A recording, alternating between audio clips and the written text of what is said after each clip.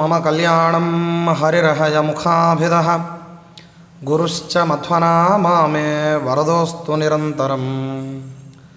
ಕಲ್ಯಾಣಾದ್ಭುತಗಾತ್ರಾಯ ಕಾಮಿತಾರ್ಥಪ್ರದಾಯಿನೇ ಶ್ರೀಮದ್ವೆಂಕಟನಾಥಾಯ ಶ್ರೀನಿವಾಸಾಯ ತೇ ನಮಃ.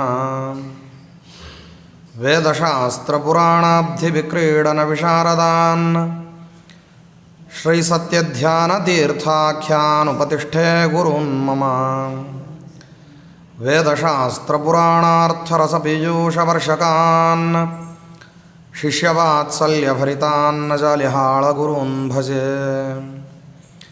ಯಸ್ಯ ಸ್ಮರಣಮಾತ್ರೇಣ ಧರ್ಮದೀಕ್ಷಾ ವಿವರ್ಧತೆ ವಂದೇ ತಾನ್ ಶ್ರೀನಿವಾಸಾರ್ಯಾನ್ ಮಮ ವಿದ್ಯಾಗುರೂನ್ ಸದಾ. ಶ್ರೀಗುರುಭ್ಯೋ ನಮಃ. ಹರಿ ಓಂ. ನಾರಾಯಣಂ ನಮಸ್ಕೃತ್ಯ ನರಂ ಚೈವ ನರೋತ್ತಮಂ ದೇವೀಂ ಸರಸ್ವತೀಂ ವ್ಯಾಸಂ ತತೋ ಜಯಮುದೀರಯೇತ್. ಸ್ವಸ್ತ್ಯಸ್ತು ಸತಾಮಖಿಲ ಸನ್ಮಂಗಲಾನಿ ಭವಂತು. ಶ್ಲೋಕೈಕಶ್ರವಣಪಠಣಮಾತ್ರೇಣ ವಕ್ತುಶ್ಚ ಶ್ರೋತॄಣಾಂ ನಿಖಿಲಕಲಿಕೃತಕಲ್ಮಷಾಪನೋದನಪಟುತರೆ ಧರ್ಮಾದ್ಯಖಿಲಪುರುಷಾರ್ಥಸಾಧನೀಭೂತೆ ಶ್ರೀಮನ್ಮಹಾಮುನಿಕೃತೆ ಶ್ರೀಮನ್ಮಹಾಭಾರತೆ ವಿರಾಟಪರ್ವಣಿ ಅದ್ಯ ಕಥಾ ಪ್ರಾರಂಭೆ ಸತಿ ಕಿಂಚಿತ್ ಪೂರ್ವಕಥಾ ಪ್ರಮೇಯಾನುವಾದಃ. ಹರಿ ಓಂ. ಧರ್ಮೋ ವಿವರ್ಧತಿ ಯುಧಿಷ್ಠಿರಕೀರ್ತನೇನ ಪಾಪಂ ಪ್ರಣಶ್ಯತಿ ಬೃಕೋದರಕೀರ್ತನೇನ ಶತ್ರುನ್ ವಿನಂಕ್ಷ್ಯತಿ ಧನಂಜಯಕೀರ್ತನೇನ ಮಾದ್ರೀಸುತೌ ಕಥಯತಾಂ ನ ಭವಂತಿ ರೋಗಾಃ. ಶ್ರೀ ಗುರುಭ್ಯೋ ನಮಃ. ಹರಿ ಓಂ.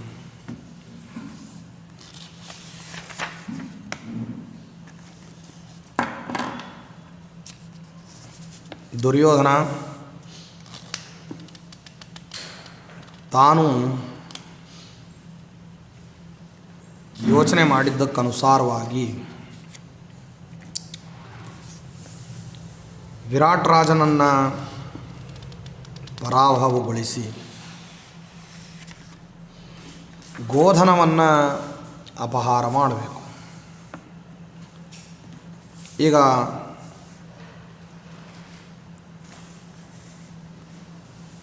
ಪಾಂಡವರು ಅಲ್ಲಿದ್ದಾರೆ ಅಂತನ್ನುವಂಥ ವಿಷಯಕ್ಕಿಂತಲೂ ವಿರಾಟ ದೇಶದ ಮೇಲೆ ಆಕ್ರಮಣ ಮಾಡಿದಾಗ ಪಾಂಡವರು ಒಂದು ವೇಳೆ ಒಳಗಿದ್ದರೆ ವಿರಾಟ್ ರಾಜನನ್ನು ನಮ್ಮೊಂದಿಗೆ ಹೋರಾಡಲಿಕ್ಕೆ ಅಥವಾ ಸುಶರ್ಮನೊಂದಿಗೆ ಹೋರಾಡಲಿಕ್ಕೆ ಏಕಾಂಗಿಯಾಗಿ ಬಿಡೋದಿಲ್ಲ ಅಂತ ಯೋಚನೆಯನ್ನು ಮಾಡಿದ. ಈ ಯೋಚನಾಕ್ಕನುಸಾರವಾಗಿ ಯೋಜನೆಯನ್ನು ಮಾಡಿದ ದುರ್ಯೋಧನ.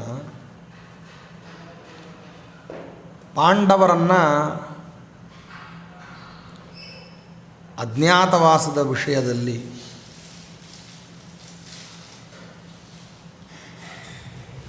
ತಪ್ಪು ಹಾದಿಗೆ ಎಳೆಯುವಂತಹ ಕಾರ್ಯಕ್ರಮ ಇದಾದ್ದರಿಂದ ನೇರವಾಗಿ ಪಾಂಡವರನ್ನು ಯುದ್ಧಕ್ಕೆ ಕರೆಯತಕ್ಕಂತಹ ಪ್ರಯತ್ನ ಅಲ್ಲದೇ ಹೋದರೂ ಪರ್ಯವಸಾನದಲ್ಲಿ ಪಾಂಡವರು ಯುದ್ಧಕ್ಕೆ ಬರಲೇಬೇಕು ಅಂಥ ಒಂದು ವಿಚಿತ್ರವಾದ ಪ್ರಸಂಗ ಇದು. ನಾನು ಈ ಮೊದಲೇ ಪ್ರಸ್ತಾಪ ಮಾಡಿದ ಹಾಗೆ ಪಾಂಡವರು ವಿರಾಟ್ ರಾಜನ ಜೊತೆಗೆ ಕೇವಲ ಸ್ವಾಮಿ ಭೃತ್ಯ ಭಾವ ಸಂಬಂಧ, ಅಂದರೆ ಒಬ್ಬ ಕೆಲಸದವನು ಒಬ್ಬ ರಾಜ ಅಂತನ್ನುವ ಸಂಬಂಧವನ್ನು ತಾವು ಯೋಚನೆ ಮಾಡ್ತಾ ಇಲ್ಲ. ಆದರೆ ವಿರಾಟ್ ರಾಜ ತಾನು ಪಾಂಡವರ ಜೊತೆಗೆ ನಡ್ಕೊಂಡಿದ್ದು ಮತ್ತು ಅವನ ಭಾವನ ಅದು ಕೇವಲ ಒಬ್ಬ ರಾಜ ಒಬ್ಬ ಊಳಿಗದವನ ಜೊತೆಗೆ, ಅಂದರೆ ಕೆಲಸಕ್ಕೆ ಇಟ್ಕೊಂಡವನ ಜೊತೆಗೆ ಯಾವ ರೀತಿ ವರ್ತಿಸ್ತಾನೋ ಅದೇ ರೀತಿಯಾದಂತಹ ವರ್ತನೆಯನ್ನು ತೋರಿದ್ದ. ಹಾಗೂ ವಿರಾಟ್ ರಾಜ ಯದ್ಯಪಿ ತೋರಿಸಿದ್ರೂ ಪಾಂಡವರ ಆ ರೀತಿ ತೋರಿಸೋದಿಲ್ಲ ಅಂತನ್ನುವಂಥ ವಿಶ್ವಾಸ ದುರ್ಯೋಧನನಿಗೆ ಚೆನ್ನಾಗಿತ್ತು. ಒಂದು ಜಗತ್ತಿನಲ್ಲಿ ಒಂದು ಸಾಧಾರಣವಾದಂತಹ ಒಂದು ನಿಯಮವನ್ನು ಹೇಳ್ತೀನಿ ನಿಮಗೆ. ಧರ್ಮವನ್ನು ಮಾಡೋರಿಗೆ ಎಷ್ಟು ಚೆನ್ನಾಗಿ ಧರ್ಮ ಗೊತ್ತಿರ್ತದೋ, ಧರ್ಮವನ್ನು ವಿರೋಧಿಸೋರಿಗೆ ಅದಕ್ಕಿಂತ ಚೆನ್ನಾಗಿ ಗೊತ್ತಿರ್ತದೆ. ಕಾನೂನನ್ನು ಪರಿಪಾಲನೆ ಮಾಡೋರಿಗೆ ಕಾನೂನಿನ ಜ್ಞಾನ ಇರೋದಕ್ಕಿಂತಲೂ ಹೆಚ್ಚಾಗಿ ಕಾನೂನನ್ನು ನಾವು ಮುರಿಯೋರು, ಕಾಯ್ದೆ ಕಾನೂನುಗಳನ್ನು ಹಾಳು ಮಾಡತಕ್ಕಂಥ ಸ್ವೇಚ್ಛಾಚಾರಿಗಳಾದವರಿಗೆ ಹಾಳು ಮಾಡಿದರೆ ಕಾನೂನನ್ನು ಯಾವ ರೀತಿ ಹಾಳು ಮಾಡ್ಬೋದು ಅಂತನ್ನುವಂಥದ್ದು ಮೊದಲು ಅವರು ನೋಡ್ಕೊತಾರೆ. ಅಂದರೆ ಮೊದಲು ಅವರು ಯೋಚನೆ ಮಾಡ್ತಾರೆ, ಆಮೇಲೆ ಕಾನೂನು ತಜ್ಞರು ಯೋಚನೆ ಮಾಡ್ತಾರೆ. ಕಾನೂನು ತಜ್ಞನಿಗೆ ಕಾನೂನನ್ನು ಹಾಳು ಹೆಂಗೆ ಮಾಡ್ತಾರೆ ಅಂತನ್ನುವಂಥ ವಿಚಾರ ಬರೋದು ಕಡಿಮೆ. ಕಾನೂನನ್ನು ಹಾಳು ಮಾಡೋನಿಗೆ ಕಾನೂನಿನ ತಜ್ಞತೆ ಜಾಸ್ತಿ ಇರ್ತದೆ ಅವನಿಗಿಂತ. ಇದು ಉತ್ಸರ್ಗದಲ್ಲಿ ಪ್ರಪಂಚದಲ್ಲೂ ಈ ರೀತಿ ನೋಡ್ತೀವಿ. ಆದ್ದರಿಂದ ಪಾಂಡವರ ವಿಷಯದಲ್ಲಿ ದುರ್ಯೋಧನ ಯೋಚನೆ ಮಾಡ್ದ.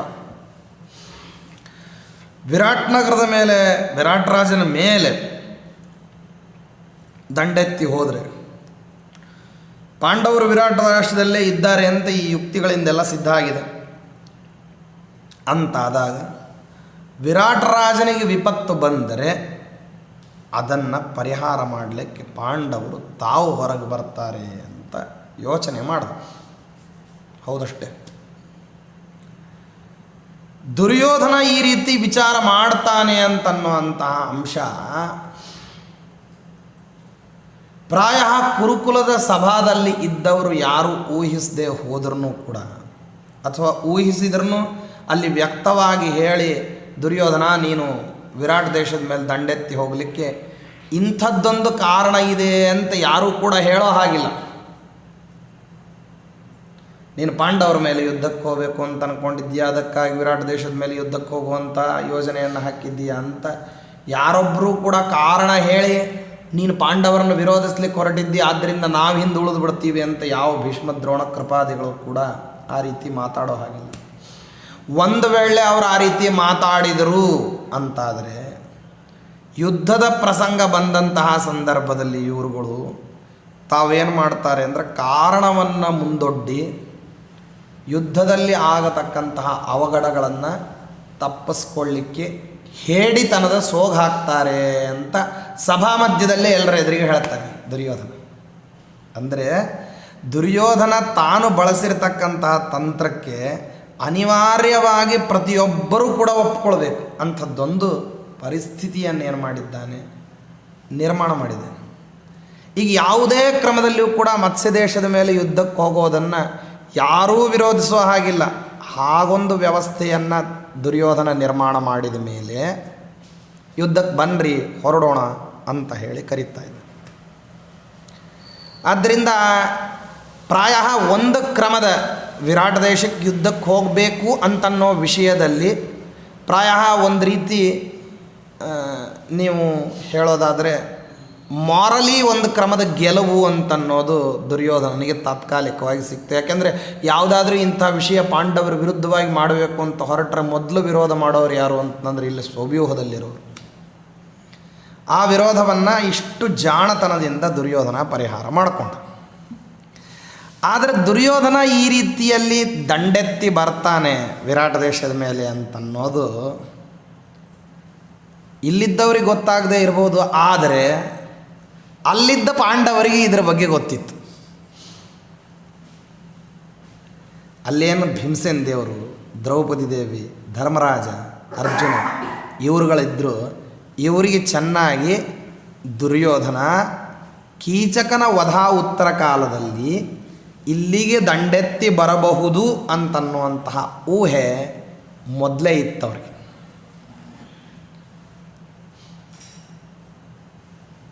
ಮೊದಲೇ ಇದ್ದದ್ದಕ್ಕೆ ತಕ್ಕಂಗೆ ತಾವೇನು ಮಾಡಿದರು ಅಂತಂದರೆ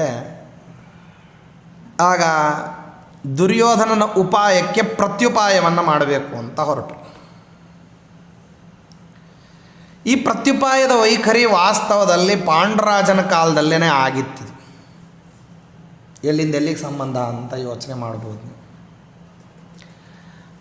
ಪಾಂಡುರಾಜ ಕಿಂದಮ ಋಷಿಗಳ ಶಾಪದ ಪ್ರಯುಕ್ತವಾಗಿ ತಾನು ಸಂತಾನಹೀನತೆಯಿಂದ ಬಳಲುವಂತಹ ಸಂದರ್ಭದಲ್ಲಿ ಕುಂತಿದೇವಿ ಹೇಳಿದ್ಲು, ನನಗೆ ದುರ್ವಾಸರು ದೇವತಾ ವಶೀಕರಣವನ್ನು ಮಾಡಿಕೊಳ್ಳಬಹುದಾದಂತಹ ಮಂತ್ರವನ್ನು ಉಪದೇಶ ಮಾಡಿದ್ದಾರೆ. ಉಪದಿಷ್ಟವಾದಂತಹ ಮಂತ್ರದ ಪ್ರಭಾವದಿಂದ ನಾನು ದೇವತೆಗಳನ್ನು ಮಕ್ಕಳನ್ನಾಗಿ ಪಡೆಯಬಲ್ಲೆ ಅಂತ ಹೇಳಿದ್ನು ಪಾಂಡುರಾಜನ ಎದುರಿಗೆ. ಆವಾಗ ಯಾರನ್ನು ಪಡಿಬೇಕು, ಅದರಲ್ಲಿ ಸ್ವಾಪೇಕ್ಷೆಯ ತನ್ನ ಪತಿಯಕ್ಕಿಂತಲೂ ಉತ್ತಮರಾದವರನ್ನು ಯಾಕೆ ಪಡಿಬೇಕು ಅಂತನ್ನುವಂಥ ವಿಷಯಗಳು ಸಾಕಷ್ಟಲ್ಲಿ ಚರ್ಚಿತವಾಗಿದ್ದಾವೆ. ದೇವತಾ ವ್ಯಕ್ತಿಗಳು ಕೂಡ ತಾವು ನಿಯೋಗದಿಂದ ಸಂತಾನವನ್ನು ಪಡೆಯುವಂತಹ ಸಂದರ್ಭದಲ್ಲಿ ಏನೇನಿತ್ತು ಇದನ್ನೆಲ್ಲವನ್ನು ಕೂಡ ಹಾಸ್ಯಕ್ಕೆ ಈಗಿನ ಜನ ಏನು ಬಳಸ್ಕೊತಾರೆ, ಹಾಸ್ಯಕ್ಕೆ ಈಗಿನ ಜನ ಯಾವುದನ್ನು ಅತ್ಯಂತ ಹಗುರವಾಗಿ ಮಾತಾಡುತ್ತಾರೆ. ನಿಯೋಗ ಅಂತನ್ನೋದು, ನಿಯೋಗ ಪದ್ಧತಿಯಿಂದ ಸಂತಾನ ಅಂತನ್ನೋದು ಅದು ಎಷ್ಟು ಕಠಿಣವಾದದ್ದು ಅಂತನ್ನುವಂತಹ ಪರಿಜ್ಞಾನವನ್ನು ಕಟ್ಟಿಕೊಡ್ತಾಳಲ್ಲ ಕುಂತಿದೆ. ಬಹಳ ಸುದೀರ್ಘವಾದಂತಹ ವಿಚಾರ ಇದೆ. ಆ ವಿಷಯದಲ್ಲಿ ಶ್ರೀಮದಾಚಾರ್ಯ ಸಾಕಷ್ಟು ನಿರ್ಣಯಗಳನ್ನು ಕೊಡುತ್ತಾರೆ. ದೇವತಾ ವ್ಯಕ್ತಿಗಳು ಯಾಕೆ ಈ ರೀತಿಯಲ್ಲಿ ಮಾಡುತ್ತಾರೆ, ಯುಗಾಂತರಗಳಲ್ಲಿ ಗ್ರಾಹ್ಯವಾದದ್ದು ಕಲಿಯುಗದಲ್ಲಿ ಇದು ನಿಷಿದ್ಧ ಯಾಕೆ ಅಂತನ್ನೋದನ್ನು ಸಾಕಷ್ಟು ರೀತಿಯಲ್ಲಿ ವಿಮರ್ಶೆ ಮಾಡುತ್ತಾರೆ. ಆಗ ಅಲ್ಲಿ ಪ್ರಸಂಗದಲ್ಲಿ ಧರ್ಮರಾಜನನ್ನು ಮೊದಲು ರಾಜ್ಯಭಾರವನ್ನು ಮಾಡಬೇಕಾದ್ರೆ ಜ್ಯೇಷ್ಠಸುತನಾದಂಥವನು ಧರ್ಮಬದ್ಧನಾಗಿರಬೇಕು. ಧರ್ಮಬದ್ಧನಾಗಿರ್ತಕ್ಕಂಥವನನ್ನು ಮಗನನ್ನಾಗಿ ಪಡಿ ಅಂತ ಧರ್ಮರಾಜನನ್ನು ಪಡೆಯಬೇಕಾದ್ರೆ ಹೇಳುತ್ತಾನೆ ಪಾಂಡುರಾಜ. ಈ ಧರ್ಮ ಅಂತನ್ನೋದು ವಾಸ್ತವದಲ್ಲಿ ಸ್ವಯಂ ಬಲಹೀನವಾದಂತಹ ಗುಣ ಇದು. ಈ ಧರ್ಮಕ್ಕೆ ಬಲ ಇರೋದಿಲ್ಲ. ಧರ್ಮವನ್ನು ಯಾವನು ಮಾಡಬೇಕಲ್ಲ ಅವನು ಬಲಿಷ್ಠನಿರಬೇಕು, ಅವನು ಎಲ್ಲ ರೀತಿಯಿಂದ ಬಲಿಷ್ಠ ಇರಬೇಕು. ಧರ್ಮವನ್ನು ಮಾಡಲಿಕ್ಕೆ ದುರ್ಬಲನಿದ್ದ ಅಂದರೆ ಧರ್ಮ ಸಾಧನೆಯನ್ನು ಮಾಡಲಿಕ್ಕಾಗೋದಿಲ್ಲ.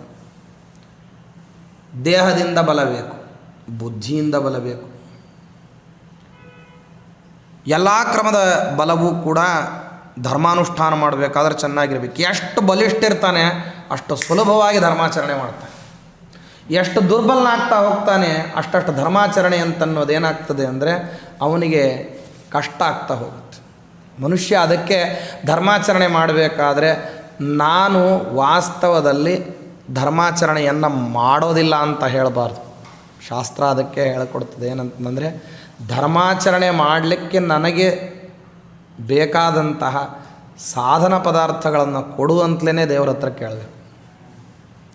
ನಮ್ಮ ಕೈಯಿಂದ ಆಗೋದಿಲ್ಲ ಧರ್ಮಾಚರಣೆ ಅಂತ ಹೇಳಬಾರ್ದು. ಯಾವುದರ ಪ್ರಯುಕ್ತವಾಗಿ ಆಗ್ತಿಲ್ಲೋ ಅನೇಕ ರೀತಿಯಾದಂತಹ ದೌರ್ಬಲ್ಯಗಳಿರ್ತವೆ.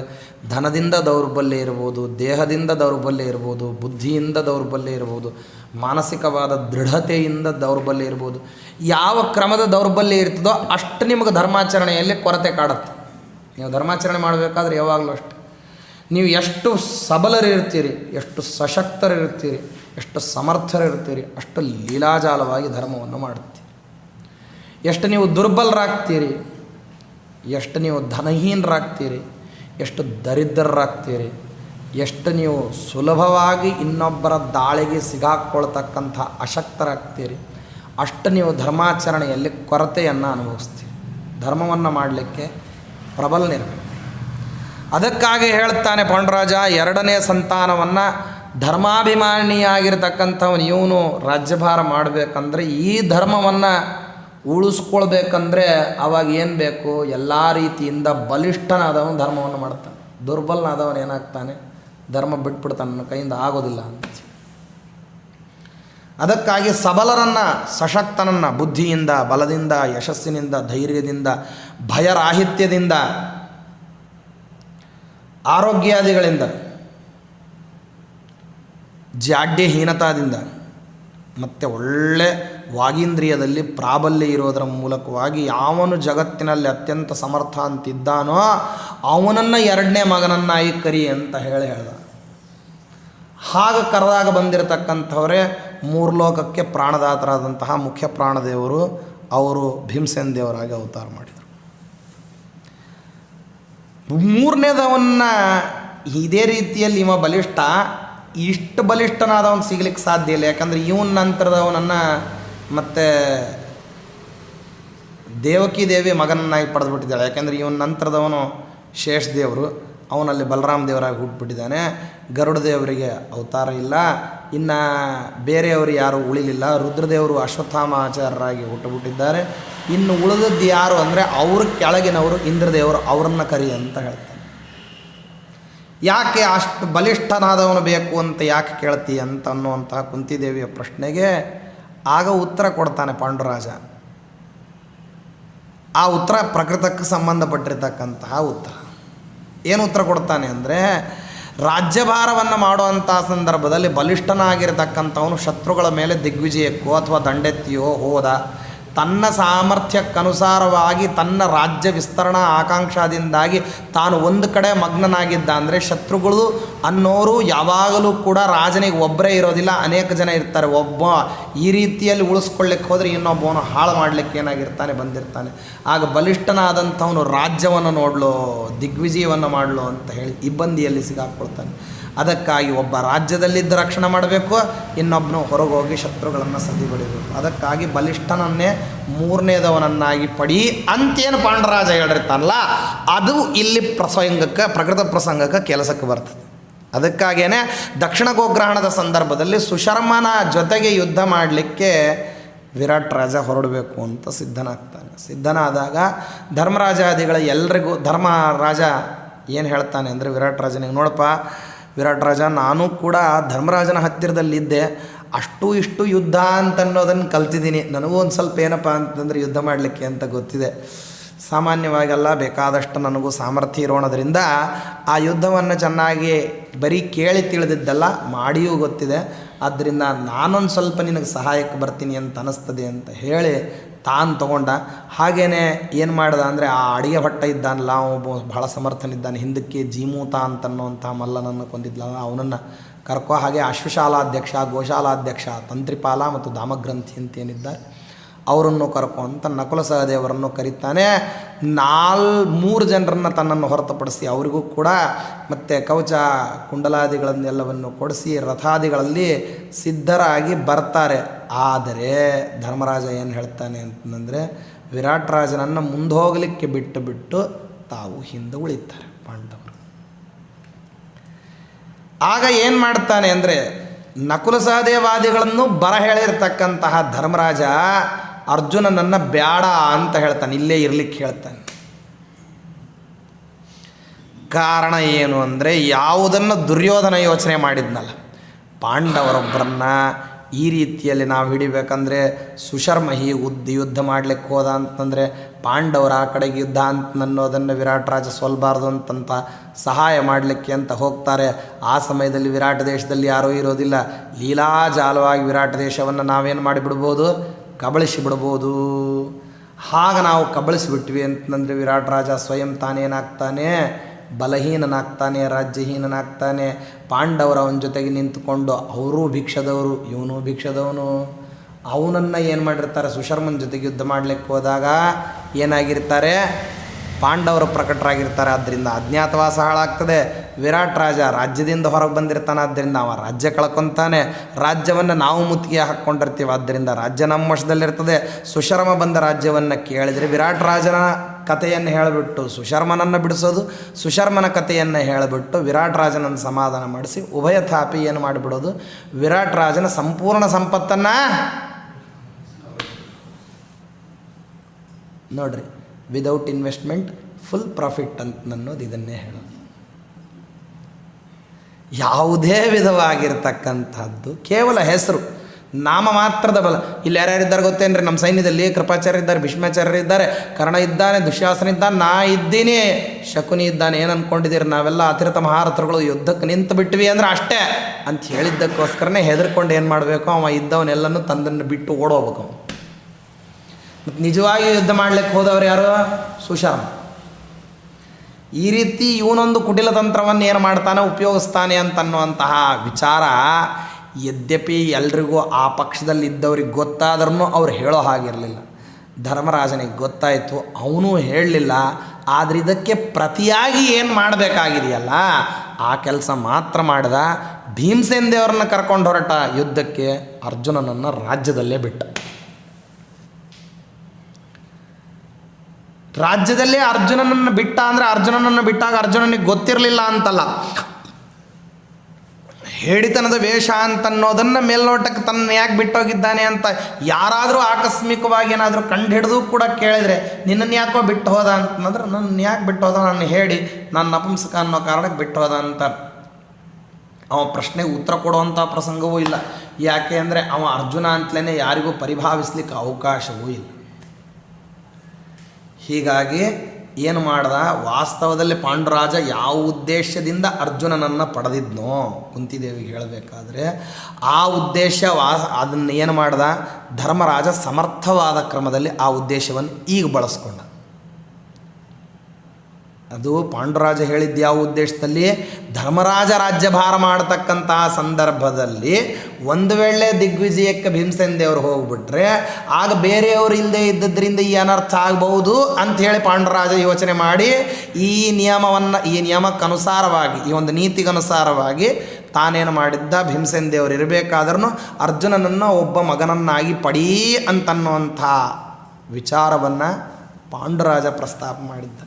ಯಾವ ವಿಷಯವನ್ನು ಪಾಂಡುರಾಜ ಪ್ರಸ್ತಾಪ ಮಾಡಿದ್ನೋ ಆ ಪ್ರಸ್ತಾಪಿತವಾದಂತಹ ವಿಷಯದಲ್ಲಿ ಏನು ನೀತಿ ಇತ್ತೋ ಆ ನೀತಿಯನ್ನು ಪ್ರಕೃತದಲ್ಲಿ ತನಗುಪಯೋಗ ಆಗೋ ಹಾಗೆ ಏನು ಮಾಡ್ದ, ಧರ್ಮರಾಜ ತಾನು ಬಳಸ್ಕೊಂಡ. ಆ ನೀತಿ ಯಾರಿಗೆ ಪ್ರತ್ಯುತ್ತರ ರೂಪವಾಗಿತ್ತು ಅಂದರೆ ದುರ್ಯೋಧನ ತಾನು ಮಾಡಿರತಕ್ಕಂತಹ ಕುಟಿಲ ನೀತಿಗೆ ಅದು ಉತ್ತರ ರೂಪವಾಗಿತ್ತು. ಹೀಗೆ ಯುದ್ಧಕ್ಕೆ ತಾವು ಹೊರಡ್ತೀವಿ ಅಂದರೆ ಪಾಂಡವರು ಎಲ್ಲರೂ ಪಾಂಡವರು ಬರ್ತಾರೆ ಅಂತ ಭಾವಿಸಿದ ತಪ್ಪಲ್ಲ. ನೋಡ್ರಿ ಎಲ್ಲೆಲ್ಲಿ ತಪ್ಪುಗಳು ನಡೀತವೆ ಅಂದರೆ ದುರ್ಯೋಧನ ಈ ರೀತಿ ಯೋಚನೆ ಮಾಡಿದಾಗ ವಿರಾಟ್ ರಾಜನನ್ನು ನಾವು ಒಂದು ವೇಳೆ ಏನಾದ್ರೂ ಮುಟ್ಟಲಿಕ್ಕೆ ಹೋಗಿಬಿಟ್ರೆ ಆಗ ವಿರಾಟ್ ರಾಜನನ್ನು ರಕ್ಷಿಸ್ಕೊಳ್ಳಿಕ್ಕೆ ಪಾಂಡವರು ಬಂದು ಬಿಡ್ತಾರೆ ಅಂತ ಹೇಳಿ ಯೋಚನೆ ಮಾಡ್ದ ದುರ್ಯೋಧನ. ಪಾಂಡವರು ಬರ್ತಾರೆ ಸತ್ಯ, ಪಾಂಡವರು ಎಲ್ಲರೂ ಬರ್ತಾರೆ ಅಂತ ಯಾಕೆ ಯೋಚನೆ ಮಾಡ್ಲಿಕ್ಕೆ ಹೋದಿ? ಸಣ್ಣ ತಪ್ಪು ಇದು. ವಾಸ್ತವದಲ್ಲಿ ದುರ್ಯೋಧನನಿಗೆ ಅಜ್ಞಾತವಾದದ್ದಲ್ಲ, ದುರ್ಯೋಧನನಿಗೆ ಇದು ಜ್ಞಾತವಾದಂತಹ ಹೊಡೆತ. ತಪ್ಪು ಇಷ್ಟರವರೆಗೂ ದುರ್ಯೋಧನನ ದುರ್ಬುದ್ಧಿಯಲ್ಲಿ ಇರುವಂತಹ ಗ್ರಾಹ್ಯಾಂಶಗಳನ್ನು ಹೇಳ್ತಾ ಬಂದಿದ್ದೆ. ಈಗ ನೋಡ್ರಿ ದುರ್ಯೋಧನ ಎಲ್ಲೆಲ್ಲಿ ಇಂಥ ತಪ್ಪು ಯೋಚನೆಗಳನ್ನು ಮಾಡಿದಾಗ ಸರಿಯಾದ ಯೋಚನೆ ಮಾಡೋರು ಯಾರೂ ಕೂಡ ಈ ಪ್ರಸಂಗಗಳಿಗೆ ಪ್ರತ್ಯುತ್ತರವನ್ನು ಹೆಂಗೆ ಕೊಟ್ಟಿರ್ತಾರೆ ಅಂತ. ಸಾಮಾನ್ಯವಾಗಿ ವಾಮ ಮಾರ್ಗವನ್ನು ಅನುಸರಣ ಮಾಡೋರಿಗೆ ಒಂದು ಸಹಜವಾಗಿ ಅರ್ಥ ಮಾಡ್ಕೊಂಡ್ಬಿಡಿ, ಜಗತ್ತಿನಲ್ಲಿ ಯಾರ್ಯಾರು ಅಪರಾಧಿಗಳಿರ್ತಾರೆ, ಯಾರ್ಯಾರಿಗೆ ಕ್ರಿಮಿನಲ್ ಬ್ರೈನ್ ಅಂತ ಅನ್ನೋದಿರ್ತದೆ, ಅಪರಾಧಿ ಮನೋಭಾವ ಅಂತಿರ್ತದಲ್ಲ, ಅವ್ರು ಎಷ್ಟೇ ತುಂಬ ಯೋಜಿತವಾದ ಸಿದ್ಧತೆಯನ್ನು ಮಾಡಿಕೊಂಡು ಅಪರಾಧವನ್ನು ಮಾಡಿದರೂ ಕೂಡ ತನಿಖಾಧಿಕಾರಿಗೆ ಎಲ್ಲೋ ಒಂದಿಷ್ಟು ಸುಳುವು ಬಿಟ್ಟು ಹೋಗಿರ್ತಾರೆ. ಅದಕ್ಕಾಗಿ ತನಿಖಾಧಿಕಾರಿ ಏನು ಮಾಡ್ತಾನೆ ಗೊತ್ತಾ, ಬುದ್ಧಿವಂತ, ಅವನು ಏನೇನು ಸರಿ ಮಾಡ್ದ ಅಂತ ಯೋಚನೆ ಮಾಡಲಿಕ್ಕೆ ಹೋಗೋದಿಲ್ಲ, ಅವನು ಎಲ್ಲಿ ತಪ್ಪು ಮಾಡ್ತಾನೆ ಅನ್ನೋದನ್ನು ಹಿಡಿಲಿಕ್ಕೆ ಹೋಗ್ತಾನೆ.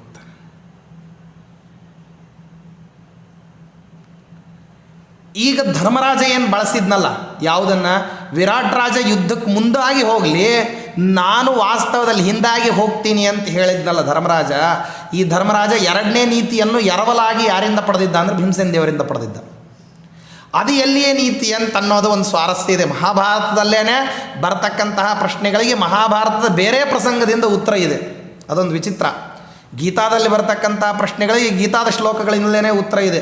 ಪೂರ್ವ ಪಕ್ಷವೂ ಅಲ್ಲೇ ಉತ್ಪನ್ನ ಆಗ್ತದೆ, ಸಿದ್ಧಾಂತ ಪಕ್ಷವೂ ಅಲ್ಲೇ ಬರ್ತದೆ. ಇದನ್ನೇ ಸಿವಿಲ್ ಸೂಟ್ ಸಭಾರಸಾರ ಸಂಗ್ರಹ ಅಂತ ಸತ್ಯಧ್ಯಾನ ತೀರ್ಥರು ಏನು ಮಾಡಿದಾರಲ್ಲ ಅದೆಲ್ಲ ಹೇಳಿದ್ದು ಹಾಗೇನೆ. ಏನಂತಂದರೆ ಪ್ರಶ್ನೆಯೂ ಅಲ್ಲೇ ಇದೆ, ಉತ್ತರನೂ ತುಂಬ ಏನು ಮತ್ತೆ ಹೊಸದಾಗಿ ಹೊರಗಿನಿಂದ ಉತ್ತರ ಹುಡುಕೊಂಡು ಬರುವಂಥದ್ದೆಲ್ಲ ಸಾಹಸವನ್ನು ಮಾಡಲಿಕ್ಕೆ ಹೋಗಬೇಡ್ರಿ. ಇದನ್ನೆಲ್ಲ ಪ್ರಾಚೀನರಾದಂತಹ ವಿವೃತ್ತಿಕಾರರು ಯಾರಿದ್ದಾರಲ್ಲ, ಮಂತ್ರಾಲರಾಯರು, ಗೀತಾ ವಿವೃತ್ತಿಕಾರರು, ಅವರೇ ತೋರಿಸ್ಕೊಟ್ಟಿದ್ದಾರೆ ಅಂತ ಹೇಳ್ತಾರೆ ಅವ್ರು ಸತ್ಯಧ್ಯಾನರು. ಅವರೇನಂತಾರೆ, ಇಲ್ಲಿ ನಾವೇ ಹೇಳಬೇಕು, ಹೊಸದಾಗಿ ಹೇಳ್ತಿದ್ದೀವಿ ಅಂತೆಲ್ಲ ಏನು ಅಂದ್ಕೊಳ್ಬೇಡ್ರಿ. ಹಿಂದಿನವ್ರು ಇದ್ದಾರಪ್ಪ, ನಮ್ಗಿಂತ ದೊಡ್ಡವ್ರು ಯಾರು, ಮಂತ್ರಾಲರಾಯರಂತಹ ಮಹಾನ್ ಭಾವರು, ಅವ್ರೇನು ಮಾಡಿದ್ದಾರೆ ತೋರಿಸ್ಕೊಟ್ಟಿದ್ದಾರೆ ಅಂತ. ಇಲ್ಲಿ ಧರ್ಮರಾಜ ಏನು ಮಾಡ್ದ, ವಿರಾಟ್ ರಾಜ ಮುಂದಕ್ಕೆ ಹೋಗಲಿ ಅಂತ ಬಿಟ್ಟ. ಯಾಕೆ, ಅಲ್ಲೊಂದು ನೀತಿ ಇದೆ, ಇದೊಂಥರ ವಿಚಿತ್ರವಾಗಿರ್ತಕ್ಕಂಥದ್ದು. ಇಲ್ಲಿ ಯಾರು ಹೆಜ್ಜೆ ಮುಂದೆ ತೆಗೆದು ಇಟ್ಟರೆ ಏನು ಯೋಚನೆ ಮಾಡಿ ಇಡ್ತಾರೆ ಅಂತ ಅನ್ನೋದಕ್ಕೆ ಕಾರಣ ಹೇಳಬೇಕು. ವಿರಾಟ್ ರಾಜನ ಸೋಲನ್ನು ವಾಸ್ತವದಲ್ಲಿ ಅಪೇಕ್ಷೆ ಪಡದೇ ಇರತಕ್ಕಂಥವ್ರು ಪಾಂಡವರು ವಿರಾಟ್ ರಾಜನ ಮುಂದಾಗಿ ಯಾಕೆ ಯುದ್ಧ ಮಾಡಲಿಕ್ಕೆ ಹೋಗು ಅಂತ ಬಿಟ್ಟರು, ಪ್ರಶ್ನೆ ಇದೆಯಲ್ವ. ಇವ ಯುದ್ಧ ಮಾಡ್ಲಿಕ್ಕೆ ಹೋದ ಅಂದರೆ ಸುಶರ್ಮನ ಜೊತೆಗೆ ಯುದ್ಧ ಆದರೆ ಇವ ದುರ್ಬಲ ಅಂದ್ಕೊಂಡು ತಾನೇ ಸುಶರ್ಮ ಯುದ್ಧಕ್ಕೆ ಬಂದಿದ್ದಾನೆ ಅಂತನ್ನುವಂಥ ಯೋಚನೆ ದುರ್ಯೋಧನನಿಗೆ ಬಂದಂಗೆ ಧರ್ಮರಾಜನಿಗೂ ಬರಬೇಕು. ಧರ್ಮರಾಜನಿಗೆ ಯಾವಾಗ ವಿರಾಟ್ ರಾಜ ದುರ್ಬಲ ಅಂತ ಗೊತ್ತಿದೆ, ಆವಾಗ ಮುಂದಾಗಿ ಅವನಿಗೆ ಯುದ್ಧಕ್ಕೆ ಯಾಕೆ ಬಿಟ್ಟ?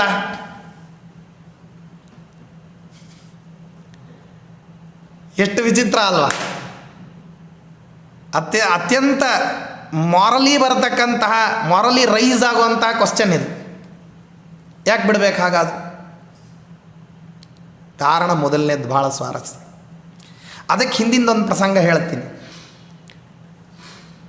ಈ ಕುರುಪಾಂಡವರಿಬ್ಬರೂ ಕೂಡ ದ್ರೋಣಾಚಾರ್ಯರ ಹತ್ರ ವಿದ್ಯಾ ಅಧಿಗಮನವನ್ನು ಮಾಡಿರ್ತಾರೆ. ವಿದ್ಯಾ ಓದುವಂಥ ಸಮಯದಲ್ಲಿ ದ್ರೋಣಾಚಾರ್ಯರು ಒಂದು ಸರ್ತೆ ಕೇಳ್ತಾರೆ, ನನ್ನ ಇಷ್ಟಾರ್ಥವನ್ನು ಯಾರು ನಡೆಸಿಕೊಡ್ತೀರೋ ಅವರನ್ನು ನನ್ನನ್ನು ನೀವೆಲ್ಲರೂ ಶಿಷ್ಯರು, ಆದರೆ ಅವರಲ್ಲಿ ಪ್ರೀತ್ಯಾಸ್ಪದ ಶಿಷ್ಯ ಅಂತ ಸ್ವೀಕಾರ ಮಾಡ್ತೀನಿ ಅಂತ ಹೇಳ್ತಾರೆ. ಭೀಮಸೇನ ದೇವ್ರಿಗೆ ಗೊತ್ತಾಗ್ತದೆ ಈ ಬ್ರಾಹ್ಮಣ ಏನನ್ನು ಕೇಳಲಿಕ್ಕೆ ಹೊರಟಿದ್ದಾನೆ ಅಂತ ಹೇಳಿ, ಯಾಕೆಂದರೆ ಸರ್ವಜ್ಞರಲ್ವೇ. ಆದರೆ ತಾವು ಮುಂದೆ ಹೋಗಿ ಪ್ರತಿಜ್ಞೆ ಮಾಡೋದಿಲ್ಲ, ಈ ಬ್ರಾಹ್ಮಣನ ಇಷ್ಟಾರ್ಥ ನಾನು ನಡೆಸ್ಕೊಡ್ತೀನಿ ಅಂತ ಹೇಳೋದಿಲ್ಲ. ಏನು ಮಾಡ್ತಾರೆ ಅಂದರೆ ಅರ್ಜುನನಿಗೆ ಹೇಳ್ತಾರೆ, ನೀವು ಒಪ್ಕೋ, ಮುಂದಿಂದ ನಾ ಸಾಧಿಸ್ತೀನಿ, ನೀ ಹೇಳು, ಹ್ಞೂ ಅಂತ ಹೇಳು ಅಂತ. ಅವನನ್ನು ಏನು ಮಾಡಿಬಿಡ್ತಾರೆ, ಅರ್ಜುನನನ್ನು ಮುಂದಕ್ಕೆ ಕಳಿಸ್ಬಿಡ್ತಾರೆ. ಅವ ಕೈ ಎತ್ತು ಬಿಡ್ತಾನೆ, ನಾ ಮಾಡ್ತೀನಿ ಅಂತ ಹೇಳ್ತಾನೆ. ಅದು ಏನು ಅಂತ ಅನ್ನೋದೇ ಗೊತ್ತಿಲ್ಲ. ಏನು ಅನ್ನೋದನ್ನು ದ್ರೋಣಾಚಾರ್ಯರು ಹೇಳಿರೋದಿಲ್ಲ ಅವತ್ತು. ಒಪ್ಕೊಳ್ತೀಯಾ ಅಂತ ಕೇಳ್ತಾರೆ, ಖಂಡಿತವಾಗಿ ಒಪ್ಕೊಳ್ತೀನಿ, ಏನು ಹೇಳಿದ್ರೂ ಕೇಳ್ತೀಯಾ, ಏನು ಹೇಳಿದ್ರೂ ಕೇಳ್ತೀನಿ, ಹ್ಞೂ ಅಂತ ಹೇಳು. ಸ್ವಯಂ ಸರ್ವಜ್ಞ ಮೂರ್ತಿಗಳಾದಂತಹ ಭೀಮಸೇನ ದೇವರಿಗೆ ಇದರ ಸಂಪೂರ್ಣ ಪರಿಜ್ಞಾನ ಇರ್ತದೆ. ಹೇಳಿ ಹ್ಞೂ ಅಂತ. ಮತ್ತು ತಾವ್ಯಾಕೆ ಮಾಡಲಿಕ್ಕೆ ಹೋಗೋದಿಲ್ಲ ಅಂದರೆ, ಯಾವತ್ತಿಗೂ ಕೂಡ ವಿದ್ಯಾವನ್ನು ಉಪದೇಶದ ಮೂಲಕವಾಗಿ, ಪರಮಾತ್ಮನನ್ನು ಹೊರತುಪಡಿಸಿ ಬೇರೆಯವರ ಹತ್ರ ವಿದ್ಯಾವನ್ನು ಉಪದೇಶದ ಮೂಲಕವಾಗಿ ಪಡೆಯುವಂತಹ ವ್ಯಕ್ತಿ ತಾನಲ್ಲ ಅಂತನ್ನೋದೇನಪ್ಪ ಭೀಮಸೇನ ದೇವರ ನೈಜ ಧರ್ಮಾಚರಣೆ. ಈ ಧರ್ಮಾಚರಣೆಗೋಸ್ಕರವಾಗಿ ತಾವೇನು ಮಾಡ್ತಾರೆ, ಅರ್ಜುನನನ್ನು ಮುಂದೆ ಮಾಡ್ತಾರೆ. ಅರ್ಜುನನಿಗೆ ವಿಶೇಷವಾದಂತಹ ಶ್ರದ್ಧಾದಿಂದ ಕೆಲವು ವಿದ್ಯಾಗಳನ್ನು ಹೇಳ್ಕೊಡ್ತಾರೆ. ಇದರ ಬಗ್ಗೆ ಅನೇಕ ಕಥೆಗಳು ಇದೆ, ಉಪಕಥೆಗಳಿದೆ. ನಿತ್ಯ ದ್ರೋಣಾಚಾರ್ಯರು ಏನು ಮಾಡ್ತಿದ್ರಂತೆ, ಎಲ್ರಿಗೂ ತೂತಿರೋ ಕೊಡ ತಂದುಬಿಟ್ಟು ಕೊಟ್ಟು ಅದರಲ್ಲಿಂದಾಗಿ ಒಂದು ತೊಟ್ಟಿಯಲ್ಲಿ ನೀರು ತುಂಬಿಸ್ಲಿಕ್ಕೆ ಹೇಳ್ತಿದ್ರಂತೆ. ಎಲ್ರಿಗೂ ತೂತಿರೋ ಕೊಡ, ತಮ್ಮ ಮಗನಿಗೆ ಮಾತ್ರ ತೂತಿಲ್ಲದೆ ಇರೋ ಕೊಡ ಕೊಡ್ತಿದ್ರಂತೆ. ನೀರು ಎಲ್ಲರೂ ತೊಗೊಂಬರ್ತಿದ್ರು. ಎಲ್ರದ್ದು ನೀರು ತರೋ ಅಷ್ಟರಲ್ಲಿ ತೊಟ್ಟಿಗೆ ತೊಗೊಂಬಂದು ನೀರು ಹಾಕೋ ಅಷ್ಟೊತ್ತಿಗೆ ಏನಾಗಿಬಿಡ್ತಿತ್ತು ಅಂದ್ರೆ ಅರ್ಧ ಸೋರೋಗ್ಬಿಟ್ಟಿರ್ತಿತ್ತು. ಅಶ್ವತ್ಥಾಮ ಮಾತ್ರ ತಂದು ಹಾಕಿರ್ತಿದ್ನಲ್ಲ, ಅವನು ಬೇಗ ತುಂಬಿ ಬಿಡ್ತಿತ್ತು. ಆದ್ದರಿಂದ ಅವನು ಮೊದಲು ಬಂದು ಕೊಡ್ತಿದ್ದ. ಯಾವನು ಮೊದಲು ಕೊಡ್ತಿದ್ನೋ ಅವನು ಹೆಚ್ಚು ವಿದ್ಯಾಪಾಠ. ಇದನ್ನು ಅರ್ಜುನ ಗಮನಿಸಿದ. ಅವನು ಎಂಥ ಬುದ್ಧಿವಂತ ಅಂತಂದರೆ, ಕೊಡ ಸೋರದೇ ಇರೋ ಹಂಗೆ ವಿದ್ಯಾವನ್ನು ಬಳಸಿ ಮಾಡಿಟ್ಟಾವ. ಹೆಂಗೆ ಅಶ್ವತ್ಥಾಮಾಚಾರ್ಯರ ವಿದ್ಯಾವನ್ನು ಅಧ್ಯಯನ ಮಾಡ್ತಾರೋ ಹಾಗೇನೆ ಅರ್ಜುನನು ಕೂಡ ಅತ್ಯುತ್ಸಾಹದಿಂದ ಹೋಗಿ ಈ ವಿದ್ಯಾವನ್ನು ಅಭ್ಯಾಸ ಮಾಡಿದ. ಈ ಸೂಕ್ಷ್ಮವನ್ನು ಭೀಮಸೇನ ದೇವರು ಹೇಳ್ಕೊಟ್ರು, ನೋಡಲ್ಲಿ ನಡೀತಾ ಇದೆ ಅನರ್ಥ, ನೀ ಅದನ್ನು ಸರಿ ಮಾಡು. ಏನು ಮಾಡಬೇಕು, ಕೊಡ ಅವನಿಗೆ ತೂತಿಲ್ಲದೆ ಇದ್ದದ್ದೇ ಕೊಟ್ಟಿದ್ದಾರೆ, ನಿನಗೆ ತೂತಿರೋ ಕೊಡ ಏನು ಕೊಟ್ಟಿದ್ದಾರಲ್ಲ ಅದು ತೂತಿಲ್ಲದೆ ಇರೋ ಹಂಗೆ ಮಾಡು ಅಂತ ಹೇಳ್ಕೊಡ್ತಾರೆ. ಉಪಾಯವನ್ನು ಸುಲಭವಾಗಿ ಹೇಳಿಕೊಟ್ಟವನ ಕಡೆಯಿಂದ ಮಾಡಿಸ್ತಾರನ್ನು. ಮಾಡಿಸಿದ ನಂತರದಲ್ಲಿ ಯಾವಾಗ ವೇಗವಾಗಿ ಬಂದು ಇವನು ಕೂಡ ಸೇರಿಕೊಂಡು ಅಶ್ವತ್ಥಾಮಾಚಾರ್ಯ ಯಾವ ರೀತಿ ವಿದ್ಯಾ ಸಂಪಾದನೆ ಮಾಡ್ತಾರೋ ತತ್ಸಮಾನವಾಗಿ ವಿದ್ಯಾವನ್ನು ಸಂಪಾದನೆ ಮಾಡ್ತಾನೆ ಯಾರು? ಅರ್ಜುನ. ಇದನ್ನು ಸ್ವಯಂ ದ್ರೋಣಾಚಾರ್ಯರು ಒಪ್ಕೊತಾರೆ. ಏನಂತಂದ್ರೆ, ನಾನು ನನ್ನ ಮಗನಿಗೆ ಎಷ್ಟು ಪಾಠ ಹೇಳಿದ್ದೀನಿ ಅಷ್ಟೇ ಪಾಠವನ್ನು ಅರ್ಜುನನಿಗೂ ಹೇಳಿಬಿಟ್ಟಿದ್ದೀನಿ. ಮುಂದಕ್ಕೆ ಇಲ್ಲೇ ಬರ್ತದೆ. ಪುತ್ರಾದ ನಮಮ ಶಿಷ್ಯ ಅಂತ ಅನ್ನೋದು ದ್ರೋಣಾಚಾರ್ಯರು ಸ್ತೋತ್ರ ಮಾಡ್ತಕ್ಕಂಥ ಪ್ರಸಂಗಗಳು. ಅರ್ಜುನನನ್ನು ಸ್ತೋತ್ರ ಮಾಡ್ತಾರೆ, ಎಂಥ ಅದ್ಭುತ ವ್ಯಕ್ತಿ ಅಂತ ಹೇಳಿ. ಜಯದ್ರಥ ಬಂದು ಕೇಳ್ತಾನೆ ಒಂದು ಸರ್ತಿ, ನಾವು ನಿಮ್ಮ ಹತ್ರನೇ ಓದ್ದವ್ರು ಸ್ವಾಮಿ, ಅರ್ಜುನನು ನಿಮ್ಮ ಹತ್ರನೇ ಶನ್ವಮಿತ್ರ ಶಂವರ್ಣ ಹೇಳಿದವನು, ನಮಗಿಲ್ಲದೆ ಇರತಕ್ಕಂಥ ವಿದ್ಯೆ ಅವನಿಗೆ ಯಾಕೆ ಬಂತು?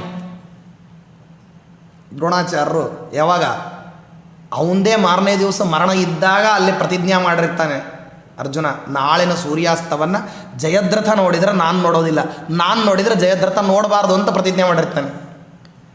ಭಯಗ್ರಸ್ತನಾಗಿ ಜಯದ್ರಥ ಬಂದು ಕೇಳ್ತಾನೆ, ಹೆಂಗೆ ನೀವು ಅರ್ಜುನನಿಗೆ ಅಷ್ಟು ವಿದ್ಯಾ ಕೊಟ್ರಿ? ಅದಕ್ಕೆ ದ್ರೋಣಾಚಾರ್ಯರು ಅಂತಾರೆ, ಅರ್ಜುನ ಎಂಥ ವಿದ್ಯಾಕಾಂಕ್ಷಿ ಅಂತಂದರೆ, ನಾನು ಕೊಟ್ಟದ್ರಿಂದ ನೀವು ತೃಪ್ತರಾದ್ರಿ, ಅರ್ಜುನ ತೃಪ್ತನಾಗಲಿಲ್ಲ, ಬೆಳೆಸ್ಕೊತ ಹೋದ ವಿದ್ಯಾವನ್ನು, ಕಲಿತಾ ಹೋದ, ಅದನ್ನು ಹೆಚ್ಚೆಚ್ಚು ಮಾಡ್ಕೊತ ಹೋದ. ನನ್ನ ನಂತರದಲ್ಲಿ ಕೃಷ್ಣ ಹತ್ರ ಓದಿದ, ಅದರ ನಂತರದಲ್ಲಿ ತಪಸ್ಸು ಮಾಡಿ ಶಸ್ತ್ರಾಸ್ತ್ರಗಳನ್ನು ಸಂಪಾದನೆ ಮಾಡಿದ, ಅದರ ನಂತರದಲ್ಲಿ ದೇವತಾ ಅನುಗ್ರಹವನ್ನು ಸಂಪಾದನೆ ಮಾಡಿದ, ದೇವತೆಗಳೆಲ್ಲರೂ ಸದಾಕಾಲಕ್ಕೂ ಇವನಿಗೆ ಸಹಾಯಕವಾಗಿ ಇರೋ ಹಂಗೆ ಮಾಡಿಕೊಂಡ, ಗಂಧರ್ವಾದಿ ವಿದ್ಯಾಗಳನ್ನು ಅಧಿಗಮನ ಮಾಡಿದ, ವಿದ್ಯಾವನ್ನು ನಿತ್ಯದಲ್ಲಿ ಏನು ಮಾಡ್ತಾ ಹೋದ ಅಂದರೆ ಪೋಷಣೆ ಮಾಡ್ತಾ ಹೋದ. ಇವತ್ತಿಗೆ ಎಲ್ಲಿ ಬಂದಿದ್ದಾನೆ ಅಂದರೆ ಅನಿವಾರ್ಯವಾಗಿ ಅವನು ಅವಾರಣೀಯನಾಗಿರ್ತಕ್ಕಂಥ ವೀರ ಅಂತ ಸ್ವಪಕ್ಷದವರು ಪರಪಕ್ಷದವರು ಇಬ್ಬರೂ ಒಪ್ಕೊಳ್ಳುವಂಥ ಸ್ಥಿತಿ ಅವನು ಬಂದು ನಿಂತುಬಿಟ್ಟಿದ್ದಾನೆ. ಅವನಲ್ಲಿರುವಂತಹ ಆವೇಶಾದಿಗಳ ಬಗ್ಗೆ ಮಾತಾಡೋದಿಲ್ಲ ದ್ರೋಣಾಚಾರ್ಯರು. ಈ ವಿಷಯವನ್ನು ಜಯದ್ರಥ ಕೇಳಿದಾಗ ಹೇಳ್ತಾರೆ. ಹೀಗೆ ವಿದ್ಯಾ ವಿಷಯದಲ್ಲಿ ಎಲ್ಲ ಕಡೆನೂ ಕೂಡ ಅರ್ಜುನನನ್ನು ಒಂದು ಕಡೆಯಿಂದ ಎತ್ತಿ ಹಿಡಿತಾ ಬಂದಿರ್ತಾರೆ ಭೀಮಸೇನ ದೇವರು. ಮಾಡು ನೀನು, ನಾನು ಸಹಾಯ ಮಾಡ್ತೀನಿ ಅಂತೇಳಿ. ಹೀಗೆ ವಿದ್ಯಾವನ್ನು ಅಭ್ಯಾಸ ಮಾಡಿರ್ತಕ್ಕಂತಹ ಅರ್ಜುನನಿಗೆ ಒಂದು ದಿವಸ ಹೇಳ್ತಾರೆ, ಅರ್ಜುನ ಧರ್ಮರಾಜಾದಿಗಳನ್ನೆಲ್ಲ ಕರೆದು ಹೇಳ್ತಾರೆ, ನನಗೆ ದ್ರುಪದ ಈ ರೀತಿ ಅನ್ಯಾಯವನ್ನು ಮಾಡಿದ್ದಾನೆ, ನೀವು ಹೋಗಿ ದ್ರುಪದನನ್ನು ಹೆಡಮುರಿಗೆ ಕಟ್ಟಿಕೊಂಡು ತೊಗೊಂಬರಬೇಕು ಅಂತ. ಆಗ ಕೌರವರಿಗೂ ಹೇಳ್ತಾರೆ, ಪಾಂಡವರಿಗೂ ಹೇಳ್ತಾರೆ, ಯಾರು ಮಾಡ್ತೀರಿ ಅವ್ರು ನನ್ನ ಪ್ರೀತ್ಯಾಸ್ಪದ ಶಿಷ್ಯರು ಅಂತ ಹೇಳ್ತಾರೆ. ಆವಾಗ ದುರ್ಯೋಧನ ಅಂತಾರೆ, ಮೊದಲನೇ ಅವಕಾಶ ನಮಗೆ ಸಿಗಬೇಕು ಅಂತಾನೆ. ಆಗ ಭೀಮಸೇನ ದೇವರು ಏನು ಹೇಳ್ತಾರೆ ಅಂದರೆ, ಮೊದಲನೇ ಅವಕಾಶ ಯಾವಾಗಲೂ ನಿಮಗೇನೆ, ನೀವೇ ಮೊದಲು ಹೋಗ್ರಿ ಅಂತ ಹೇಳ್ತಾರೆ. ಮತ್ತು ನೀವೇನು ಮಾಡ್ತೀರಿ ಅಂತ ಕೇಳಿದರೆ ದ್ರೋಣಾಚಾರ್ಯರಿಗೆ ಭೀಮಸೇನ ದೇವರು ಅಂತಾರೆ, ನಾವಿಲ್ಲೇ ನಿಂತ್ಕೊಂಡು ಕಾದಿರೋಣ, ನಿಮಗೆ ಕಾರ್ಯ ಸಾಧನೆ ಆಗೋದು ಮುಖ್ಯ ಗುರುಗಳೇ, ಅದು ನಮ್ಮಿಂದಾದ್ರೇನು ದುರ್ಯೋಧನನಿಂದಾದ್ರೇನು, ದ್ರುಪದರಾಜನನ್ನು ಹೆಡಮುರಿಗೆ ಕಟ್ಕೊಂಡು ಬರಬೇಕು. ಹೋಗ್ತೀನಿ ಅಂತಿದ್ದಾನೆ, ದುರ್ಯೋಧನಾದಿಗಳಿಗೆಲ್ಲ ಅನುಜ್ಞೆ ಕೊಟ್ಟು ಕಳಿಸ್ರಿ, ಹೋಗಲಿ ಮೊದಲು. ಹೋಗ್ತಾರೆ ಇವರು ಯುದ್ಧಕ್ಕೆ. ಎಲ್ಲಿ? ದ್ರುಪದರಾಜನ ಮೇಲೆ 100 ಜನ ಮತ್ತು ಕೌರವರು ಹೋಗ್ತಾರೆ. ದುರ್ಯೋಧನನ ಜೊತೆಗೆ 99 ಜನ ತಮ್ಮಂದರು ಎಲ್ಲರನ್ನೂ ಕರ್ಕೊಂಡು ಹೋಗ್ತಾನೆ. ಅಲ್ಲಿ ಯುದ್ಧ ಅಂತ ಹೇಳಿ ಹೋಗ್ತಾನೆ ದುರ್ಯೋಧನ. ಎಂಥ ಪರಿಸ್ಥಿತಿ ಆಗಿಬಿಡ್ತದೆ ಅಂತಂದರೆ, ಆ ಪಾಂಚಾಲ ದೇಶದಲ್ಲಿ ಯುದ್ಧ ಮಾಡಲಿಕ್ಕೆ ಸೈನಿಕರಕ್ಕಿಂತಲೂ ಹೆಚ್ಚು ಹೆಣ್ಮಕ್ಳು ಬಂದುಬಿಡ್ತಾರೆ. ಆ ಹೆಣ್ಮಕ್ಳೆಲ್ಲ ಕಸಬರಿಗೆ, ಲಟ್ಟಣಿಗೆ, ಕೋಲು, ಗುದಿಗೆ ಕಂಡದ್ದನ್ನು ತೊಗೊಂಬಂದು ದುರ್ಯೋಧನಾದಿಗಳಿಗೆ ಬಾರಿಸ್ತಾರೆ. ಆ ಹೊಡೆತ ಹೆಂಗಾಗಿ ಹೋಗ್ಬಿಡ್ತದೆ ಅಂದರೆ, ದುರ್ಯೋಧನಾದಿಗಳು ಎದ್ದಲ್ಲಿಂದ ಓಡ್ಕೊಂಡು ಬರ್ತಾರೆ. 5 ಹರದಾರಿ ದೂರದವರೆಗೆ, 5 ಯೋಜನೆ ದೂರದವರೆಗೆ ಏನಾಗ್ತಾರೆ ಅಂದರೆ ಅವ್ರನ್ನ ಅಟ್ಟಿಸ್ಕೊಂಡು ಬರ್ತಾರೆ. ದುರ್ಯೋಧನಾದಿಗಳಂತಾರೆ, ಅಲ್ಲಿ ಯುದ್ಧ ಮಾಡಲಿಕ್ಕೆ ಸೈನಿಕರಕ್ಕಿಂತಲೂ ರಾಜನಕ್ಕಿಂತಲೂ ಅಲ್ಲಿರುವಂತಹ ಹೆಣ್ಮಕ್ಳು, ಅಲ್ಲಿರೋ ಸಣ್ಣ ಹುಡುಗರೇ ಪ್ರಬಲರಿದ್ದಾರೆ, ಬೇಡವೇ ಬೇಡ ಗತಿ, ನಿಮ್ಗೆ ಗುರುದಕ್ಷಿಣೆ ಬೇರೆದು ಯಾವುದೋ ಕೊಡ್ತೀವಿ ನೋಡ್ರಿ ಅಂತಾರೆ ದ್ರೋಣಾಚಾರ್ಯ. ದುರ್ಯೋಧನಾದಿಗಳು ಅಟ್ಟಿಸ್ಕೊಂಡು ಬಂದಿರ್ತಾರಲ್ಲ ಯಾರು? ದ್ರುಪದರಾಜನ ಕಡೆಯವರು. ಯಾವಾಗ ದುರ್ಯೋಧನಾದಿಗಳನ್ನು ಅಟ್ಟಿಸ್ಕೊಂಡ್ಬರ್ತಾರೋ ಆವಾಗ ತಡದ ನಿಂತು ದ್ರುಪದರಾಜನ ಸೈನ್ಯದ ಜೊತೆಗೆ ಯುದ್ಧವನ್ನು ಮಾಡ್ತಾರೆ. ಯುದ್ಧದಲ್ಲಿ ದ್ರುಪದರಾಜ ಸೋಲ್ತಾನೆ, ಭೀಮಸೇನ ದೇವರಿಗೆ ಸೆರೆ ಸಿಗ್ತಾನೆ. ಸಿಕ್ಕಾಗ ಭೀಮಸೇನ ದೇವರು ಹೇಳ್ತಾರೆ, ಹೋಗಿ ಕಟ್ಕೊ ಅವನನ್ನು ಅಂತ. ಅವನನ್ನು ಹಿಂಬದಿಯಿಂದಾಗಿ 2 ಕೈಗಳನ್ನು ಕಟ್ಟಿ ಹೆಡಮುರಿಗೆ ಕಟ್ಕೊಂಡು ಅವನ ರಥದಲ್ಲಿ ಹಾಕ್ಕೊಂಡು ಅವನು ಹಿಂಸೆ ಮಾಡಬೇಡ, ಕರ್ಕೊಂಡು ಹೋಗೋಣ ಅಂತ ಹೇಳಿ ಅರ್ಜುನ ಅಂತಾನೆ, ಅವನು ಸಂಬಂಧಿಯಾಗಲಿಕ್ಕೆ ಯೋಗ್ಯನಾಗಿರ್ತಕ್ಕಂಥವ್ನು, ನಮ್ಮ ತಂದೆಗೆ ಸ್ನೇಹಿತ ಅಂತ ಹೇಳ್ತಾನೆ. ಕರ್ಕೊಂಡು ಆನಂತರದಲ್ಲಿ ಬರ್ತಾರೆ. ಈ ಪ್ರಸಂಗ ಯಾಕೆ ಹೇಳಿದೆ ಅಂತಂದರೆ, ಇಲ್ಲಿ ಜಯಾಪಜಯಗಳು ತೀರ್ಮಾನ ಆಗಬೇಕಾಗಿರ್ತದೆ. ಯಾರು ಬಲಿಷ್ಠರು, ಯಾರು ದುರ್ಬಲರು, ನಿಮ್ಮ ಮಾತನ್ನು ಕೇಳಿ ನಿಮಗೆ ಗುರುದಕ್ಷಿಣೆ ಕೊಟ್ಟವರು ಯಾರು, ಕೊಡದೆ ಇದ್ದವರು ಯಾರು ಅಂತ ಗೊತ್ತಾಗಬೇಕು ಅಂತ ಭೀಮಸೇನ ದೇವರು ಏನು ಮಾಡ್ತಾರೆ, ಮೊದಲು ದುರ್ಯೋಧನಾದಿಗಳನ್ನು ಕಳಿಸ್ತಾರೆ. ಆಗ ಏನಾಗ್ತದೆ ಅಂತಂದರೆ, ಗುಂಪಿನಲ್ಲಿ ಗೋವಿಂದ ಅಂದ್ಬಿಟ್ರೆ ಗೋವಿಂದ ಅಂದವ್ರು ಯಾರು ಅಂತ ಗೊತ್ತಾಗೋದಿಲ್ಲ. ಅದಕ್ಕೋಸ್ಕರವಾಗಿ ಏನೇ ಉದ್ದೇಶಪೂರ್ವಕವಾಗಿ ಮೊದಲು ದುರ್ಯೋಧನಾದಿಗಳು ಹೋಗಲಿ, ಹೊಡೆತ ತಿಂದು ಬರಲಿ, ಅವ್ರು ಹೊಡೆತ ತಿಂದು ಬರ್ತಾರೆ ಅನ್ನೋದು ಇವ್ರಿಗೆ ಗೊತ್ತಿರ್ತದೆ. ಯಾಕೆ ಅಂದರೆ ಅಲ್ಲೊಂದು ಸ್ವಾರಸ್ಯ ಇದೆ. ಸೂರ್ಯ ದತ್ತವಾಗಿರ್ತಕ್ಕಂಥ ವರ ಒಂದು ದ್ರುಪದರಾಜನಿಗಿರ್ತದೆ. ಏನಂತಂದರೆ ಅವನ ರಾಜ್ಯದ ಗಡಿಸೀಮೆಯಿಂದ ಆರಂಭ ಮಾಡಿಕೊಂಡು 5 ಯೋಜನದ ದೂರದವರೆಗೆ ಯಾರೇ ಅವನ ಜೊತೆಗೆ ಯುದ್ಧ ಮಾಡಲಿಕ್ಕೆ ಬಂದ್ರೂ ದ್ರುಪದರಾಜನ ಜೊತೆಗೆ ಸೋಲ್ತಿರ್ತಾರೆ. ಅದು ಸೂರ್ಯ ಕೊಟ್ಟಿರ್ತಕ್ಕಂಥ ವರ. ಆ ವರದ ಪರಿಜ್ಞಾನ ಇರ್ತದೆ ಯಾರಿಗೆ? ಈ ಸರ್ವಜ್ಞರಾದಂತಹ ಭೀಮಸೇನ ದೇವರಿಗೆ. ಅದಕ್ಕಾಗಿ ಏನು ಮಾಡ್ತಾರೆ, ಮೊದಲು ಹೋರಿ ಹೊಡ್ಸ್ಕೊಂಬರ್ರಿ, ಅವ್ರನ್ನ ಹೊರಗೆ ಕರ್ಕೊಂಬರ್ರಿ, ಆಮೇಲೆ ನಾವೇನು ಮಾಡ್ತೀವಿ, ಅವ್ರ ಜೊತೆಗೆ ಯುದ್ಧ ಮಾಡ್ತೀವಿ ಅಂತ. ಎಷ್ಟು ಸೂಕ್ಷ್ಮವಾದಂಥ ವಿಚಾರವನ್ನು ಭೀಮಸೇನ ದೇವರು ಮಾಡಿ ಏನು ಮಾಡಿರ್ತಾರೆ ಅಂದರೆ, ದ್ರುಪದರಾಜನನ್ನು ಹೊರಗೆ ಎಳ್ಕೊಂಬರ್ಲಿಕ್ಕೆ ದುರ್ಯೋಧನಾದಿಗಳನ್ನು ಕಳಿಸಿ ಅವರಿಗೆ ಅಪಮಾನವಾಗಿ, ನೋಡಿ ಎಷ್ಟು ವಿಚಿತ್ರ ಇದೆ ಇಲ್ಲಿ ಸೂರ್ಯನ ವರವನ್ನು ಪ್ರೋತ್ಸಾಹ ಮಾಡ್ದಂಗೆ ಆಯಿತು. ದ್ರುಪದರಾಜನಿಗೆ ಮತ್ತು ಹೊರಗೆ ಬರುವಂಥ ಅನಿವಾರ್ಯತೆಯನ್ನು ಸೃಷ್ಟಿ ಮಾಡಿದ್ದಾಯಿತು. ದುರ್ಯೋಧನಾದಿಗಳಿಗೆ ಅಪಜಯವೂ ಆಯಿತು. ತಮಗೆ ಸನ್ಮಾನ ಮಾತ್ರ ಅಲ್ಲ, ದುರ್ಯೋಧನನಿಗೆ ಅಪಮಾನವೂ ಆಯಿತು. ಇಷ್ಟನ್ನು ಸಾಧಿಸ್ಕೊಂಡು ಆನಂತರದಲ್ಲಿ ಯುದ್ಧವನ್ನು ಮಾಡಿ ದ್ರುಪದರಾಜನನ್ನು ಸೆರೆ ಹಿಡ್ಕೊಂಡು ಕರ್ಕೊಂಬಂದು ಅಲ್ಲಿ ಹಾಕಿ ಪಾರ್ಥಯೇವ ಧನುರ್ಧರ ಅಂಥೇಳಿ ದ್ರೋಣಾಚಾರ್ಯರು ಅರ್ಜುನನನ್ನು ಇನ್ನಿಲ್ಲ ಅನ್ನೋ ಹಂಗೆ ಸ್ತೋತ್ರ ಮಾಡಿದರು. ಅದನ್ನೇ ಹೇಳ್ತಾರೆ ಟೀಕಾಕೃತ್ಪಾದರು ಕೂಡ ಸುಧಾದಲ್ಲಿ. ಏನಂತಂದರೆ, ಕುರುಣಾ ಶ್ಲಾಘಿತೋ ಶಿಷ್ಯ ಲೋಕೆ ಖ್ಯಾತಿಂಗಮಿಷ್ಯತಿ. ಜಗತ್ತಿನಲ್ಲಿ ಶಿಷ್ಯನಿಗೆ ಖ್ಯಾತಿ ಬರಬೇಕಂದ್ರೆ ಗುರುಗಳು ಶಿಷ್ಯನನ್ನು ಸ್ತೋತ್ರ ಮಾಡಬೇಕು. ದ್ರೋಣಾಚಾರ್ಯರ ಸ್ತೋತ್ರ ಮಾಡ್ತಾರೆ, ಅರ್ಜುನನ ಕೀರ್ತಿ ತ್ರಿಲೋಕದಲ್ಲಿ ವ್ಯಾಪ್ತ ಆಗ್ತದೆ. ಹಿಂದಿದ್ದವ್ರು ಯಾರು ಅಂತನ್ನೋದು ಮಾತ್ರ ಯಾರಿಗೂ ಗೊತ್ತಾಗೋದಿಲ್ಲ, ಅದು ಹಾಗೆ ಉಳಿದಿರ್ತದೆ. ಇಷ್ಟು ಮಾಡಿ ಈ ಏನು ತಂತ್ರವನ್ನು ಉಪಯೋಗಿಸಿರ್ತಾರೆ, ಸಮಾನ ತಂತ್ರವನ್ನು ಧರ್ಮರಾಜ ಈಗ ಬಳಸ್ತಾನೆ. ಏನು ಮಾಡ್ತಾನೆ, ಮೊದಲು ಬಿಡ್ತಾನೆ ವಿರಾಟರಾಜನನ್ನು. ಯಾಕೆ ಅಂತಂದರೆ, ಇವ ಹೋಗಲಿ ಸುಶರ್ಮನ ಜೊತೆಗೆ ಯುದ್ಧ ಮಾಡಲಿ, ಗೆದ್ದು ಬಿಟ್ನೋ ಸಮಸ್ಯೆನೇ ಇಲ್ಲ. ಸುಶರ್ಮನ ಜೊತೆಗೆ ನಮಗೇನಿದೆ ವಿರೋಧ, ಇವನಾಗಿ ಗೆದ್ದು ಬಿಟ್ನ ಪರಮ ಸಂತೋಷ. ಸುಮ್ಮನೆ ಇವನಿಂದ ಜಾಂಟಿ ಬಾರಿಸ್ಕೊಂಡು ಹೋಗ್ಬಿಡೋಣ. ನಮ್ದಲ್ಲ ಯುದ್ಧ ಯಾರ್ದು? ವಿರಾಟರಾಜಂದು. ಅವನೇ ಗೆದ್ದು ಬಿಟ್ಟ, ಭಾಳ ಒಳ್ಳೆಯದು, ಮೈ ಹಣ್ಣಾಗಲಿಲ್ಲ ನಮ್ಮದು. ನಾವಾಗೆ ಗೆಲ್ಲುವಂಥ ಪ್ರಸಂಗ ಬಂತು, ನಮ್ಮಿಂದ ವಿರಾಟರಾಜನಿಗೆ ಜಯ ಸಿಕ್ತು ಅಂತ ಆಗಬೇಕು ಅಂದರೆ ಅವನು ತಾನು ಯುದ್ಧವನ್ನು ಮಾಡಿದರೆ ಸುಶರ್ಮ ಸೋತಿಲ್ಲ ಅಂತ ಆಗಬೇಕು. ಅದಕ್ಕಾಗಿ ಏನು ಮಾಡೋಣ, ನಾವು ಸ್ವಲ್ಪ ಹಿಂದಿರೋಣ ಅಂತ ಹಿಂದಿದ್ದು ಬಿಟ್ಟ. ಇನ್ನೂ ಒಂದು ಕಾರಣವೂ ಇತ್ತು ಇದಕ್ಕೆ ಹೊಂದಿಕೊಂಡಂಗೆ. ಏನಂದರೆ, ಯಾವತ್ತು ಸುಶರ್ಮ ಯುದ್ಧಕ್ಕೆ ಬಂದಿದ್ನೋ ಅವತ್ತು ಅಜ್ಞಾತವಾಸದ ಕೊನೆ ದಿವಸ. ಇನ್ನು ಸರಿಯಾಗಿ ಏನಾಗಬೇಕಾಗಿತ್ತಂದರೆ 3 ಪ್ರಹರ ಕಳಿಬೇಕಾಗಿತ್ತು.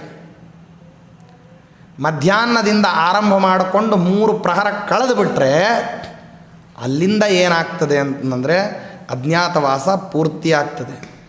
ಪೂರ್ತಿ ಆದ ನಂತರದಲ್ಲಿ ವ್ಯಕ್ತರಾದರೂ ಸಮಸ್ಯೆ ಇಲ್ಲ, ಅವ್ಯಕ್ತವಾಗಿ ಇದ್ದರೂ ಸಮಸ್ಯೆ ಇಲ್ಲ.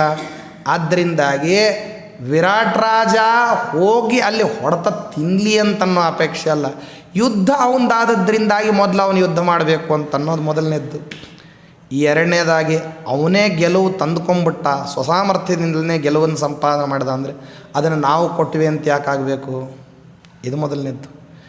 ಎರಡನೇದಾಗಿ ನೀವು ಸೇವಕರಾಗಿ ಅಂಥವನನ್ನು ಮುಂದೆ ಬಿಡ್ಬೋದಾ ಅಂತ ನಿಮಗೆ ಪ್ರಶ್ನೆ ಬರ್ಬೋದು. ನೀವು ಸೇವಕರಾಗಿ ನಿಮ್ಮ ರಾಜ ಈ ರೀತಿಯಲ್ಲಿ ಬೇರೆಯವರ ಜೊತೆಗೆ ನಿಮ್ಮ ಸಾಮರ್ಥ್ಯ ಇದ್ದಾಗಲೂ ಕೂಡ, ಯಾಕೆಂದರೆ ಸೈನ್ಯದ ಪರಾಭವ ಅದು ರಾಜ ಪರಾಜಯಿ ಅಂತ ಹೇಳ್ತದೆ, ಸೈನ್ಯದ ಜಯ ಅದು ರಾಜ ಜಯಿ ಅಂತ ಹೇಳ್ತದೆ.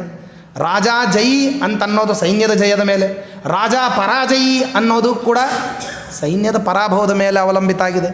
ಆದ್ದರಿಂದಾಗಿ ಹೀಗೆ ಮಾಡಲಿಕ್ಕೆ ಅವಕಾಶ ಕೊಡಬಾರ್ದಿತ್ತಲ್ಲ ಅಂದರೆ ಹೌದು, ವಾಸ್ತವದಲ್ಲಿ ಈ ಹಂತದಲ್ಲಿ ಯೋಚನೆ ಮಾಡೋದಾದರೆ ತಾವೇ ಹೋಗಿ ಯುದ್ಧವನ್ನು ಗೆದ್ದು ಬಿಟ್ಟು ಕೊಡಬೇಕಾಗಿತ್ತು ಪಾಂಡವರು. ಆದರೆ ಹಾಗೆ ಮಾಡಲಿಕ್ಕೆ ಹೋಗಿಬಿಟ್ರೆ ಈ ಕೊನೆಯ ಹಂತದ ಕಾರ್ಯದಲ್ಲಿ ಏನಾಗಿಬಿಡ್ತದೆ ಅಂತಂದರೆ ಅಜ್ಞಾತವಾಸ ಹಾಳಾಗುವಂತಹ ಪ್ರಸಂಗ ಇದೆ. ಎಷ್ಟು ಮಹಾನಾಶ ಆಗ್ತದೆ. ಸ್ವಲ್ಪ ಮುಂಚೆ ಅವನು ಯುದ್ಧಕ್ಕೆ ಹೋಗಿರ್ತಾನೆ, ಸ್ವಲ್ಪ ಆಮೇಲೆ ತಾವು ಯುದ್ಧಕ್ಕೆ ಹೋಗ್ತಾರೆ, ಅಷ್ಟು ಮಾತ್ರನೇ ಇರೋದು. ಆದ್ದರಿಂದಾಗಿ ಪಾಂಡವರೆಲ್ಲರೂ ಕೂಡ ಮೃದು ಯುದ್ಧವನ್ನು ಮಾಡಬೇಕು ಅಂತನ್ನುವಂತಹ ಸಂಕಲ್ಪವನ್ನು ಧರ್ಮರಾಜ, ದಾಮಗ್ರಂಥಿ, ತಂತ್ರಿಪಾಲ, ವಲಲ ಅಂತನ್ನುವಂತಹ ತನ್ನ 3 ಜನ, ಇವರ ಹೆಸರುಗಳು ಬೇರೆ ಬೇರೆ ಇದೆ. ಮೊದಲೇ ಆರಂಭ ಮಾಡಬೇಕಾದ್ರೆ ಹೇಳಿದ್ವಿ, ಜಯಂತ, ಜಯ, ವಿಜಯ, ಜಯತ್ಸೇನ, ಜಯಂತ, ಜಯದ್ಬಲ ಅಂತ ಹೇಳಿ, ಅವಳಿಗೆ ಮಾಲಿನಿ ಅಂತ ಹೇಳಿ ಹೆಸರನ್ನು ಇವರು ಪರಸ್ಪರರಲ್ಲಿ ಇಟ್ಟುಕೊಂಡು ಅದಕ್ಕನುಸಾರವಾಗಿ ಹೋಗಿದ್ದರು.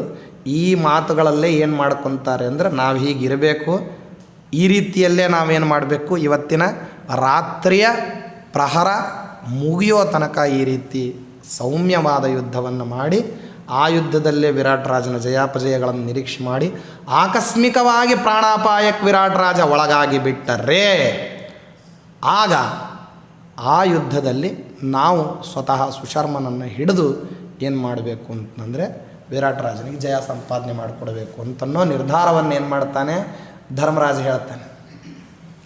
ಈ ಎಲ್ಲ ನಿರ್ಧಾರವನ್ನು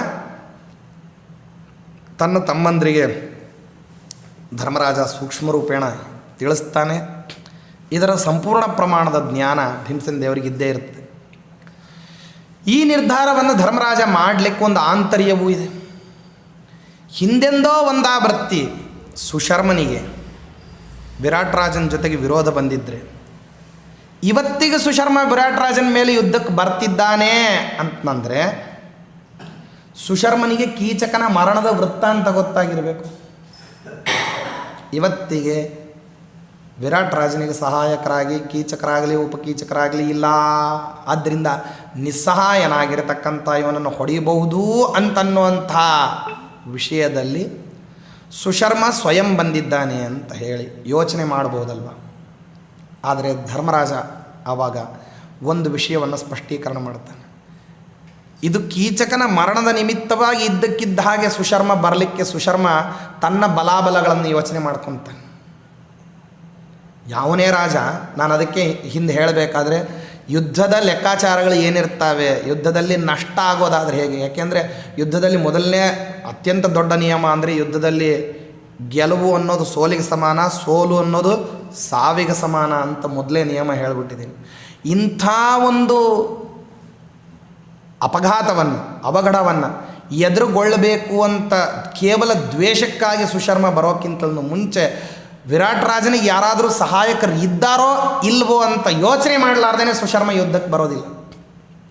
ಹೀಗೆ ಏಕಾಏಕಿ ಸುಶರ್ಮ ಬಂದುಬಿಟ್ಟು ಯುದ್ಧವನ್ನು ಮಾಡಬೇಕು ಅಂತ ಯೋಚನೆ ಮಾಡ್ತಾನೆ. ಆ ವಿಧದಲ್ಲಿ ತಾನು ಕಾರ್ಯರೂಪಕ್ಕೆ ಎತ್ಕೊತಾನೆ. ತನ್ನ ಚತುರಂಗ ಬಲ ಸೇನಾ ಸಮೇತವಾಗಿ ತಾನು ಯುದ್ಧಕ್ಕಾಗಿ ಬಂದಿದ್ದಾನೆ ಅಂದರೆ ಇದರ ಹಿಂದೆ ಯಾರೋ ಬೇರೆಯವರು ಏನು ಮಾಡ್ತಾ ಇದ್ದಾರೆ, ತಮ್ಮ ತಲೆಯನ್ನು ಉಪಯೋಗಿಸ್ತಿದ್ದಾರೆ.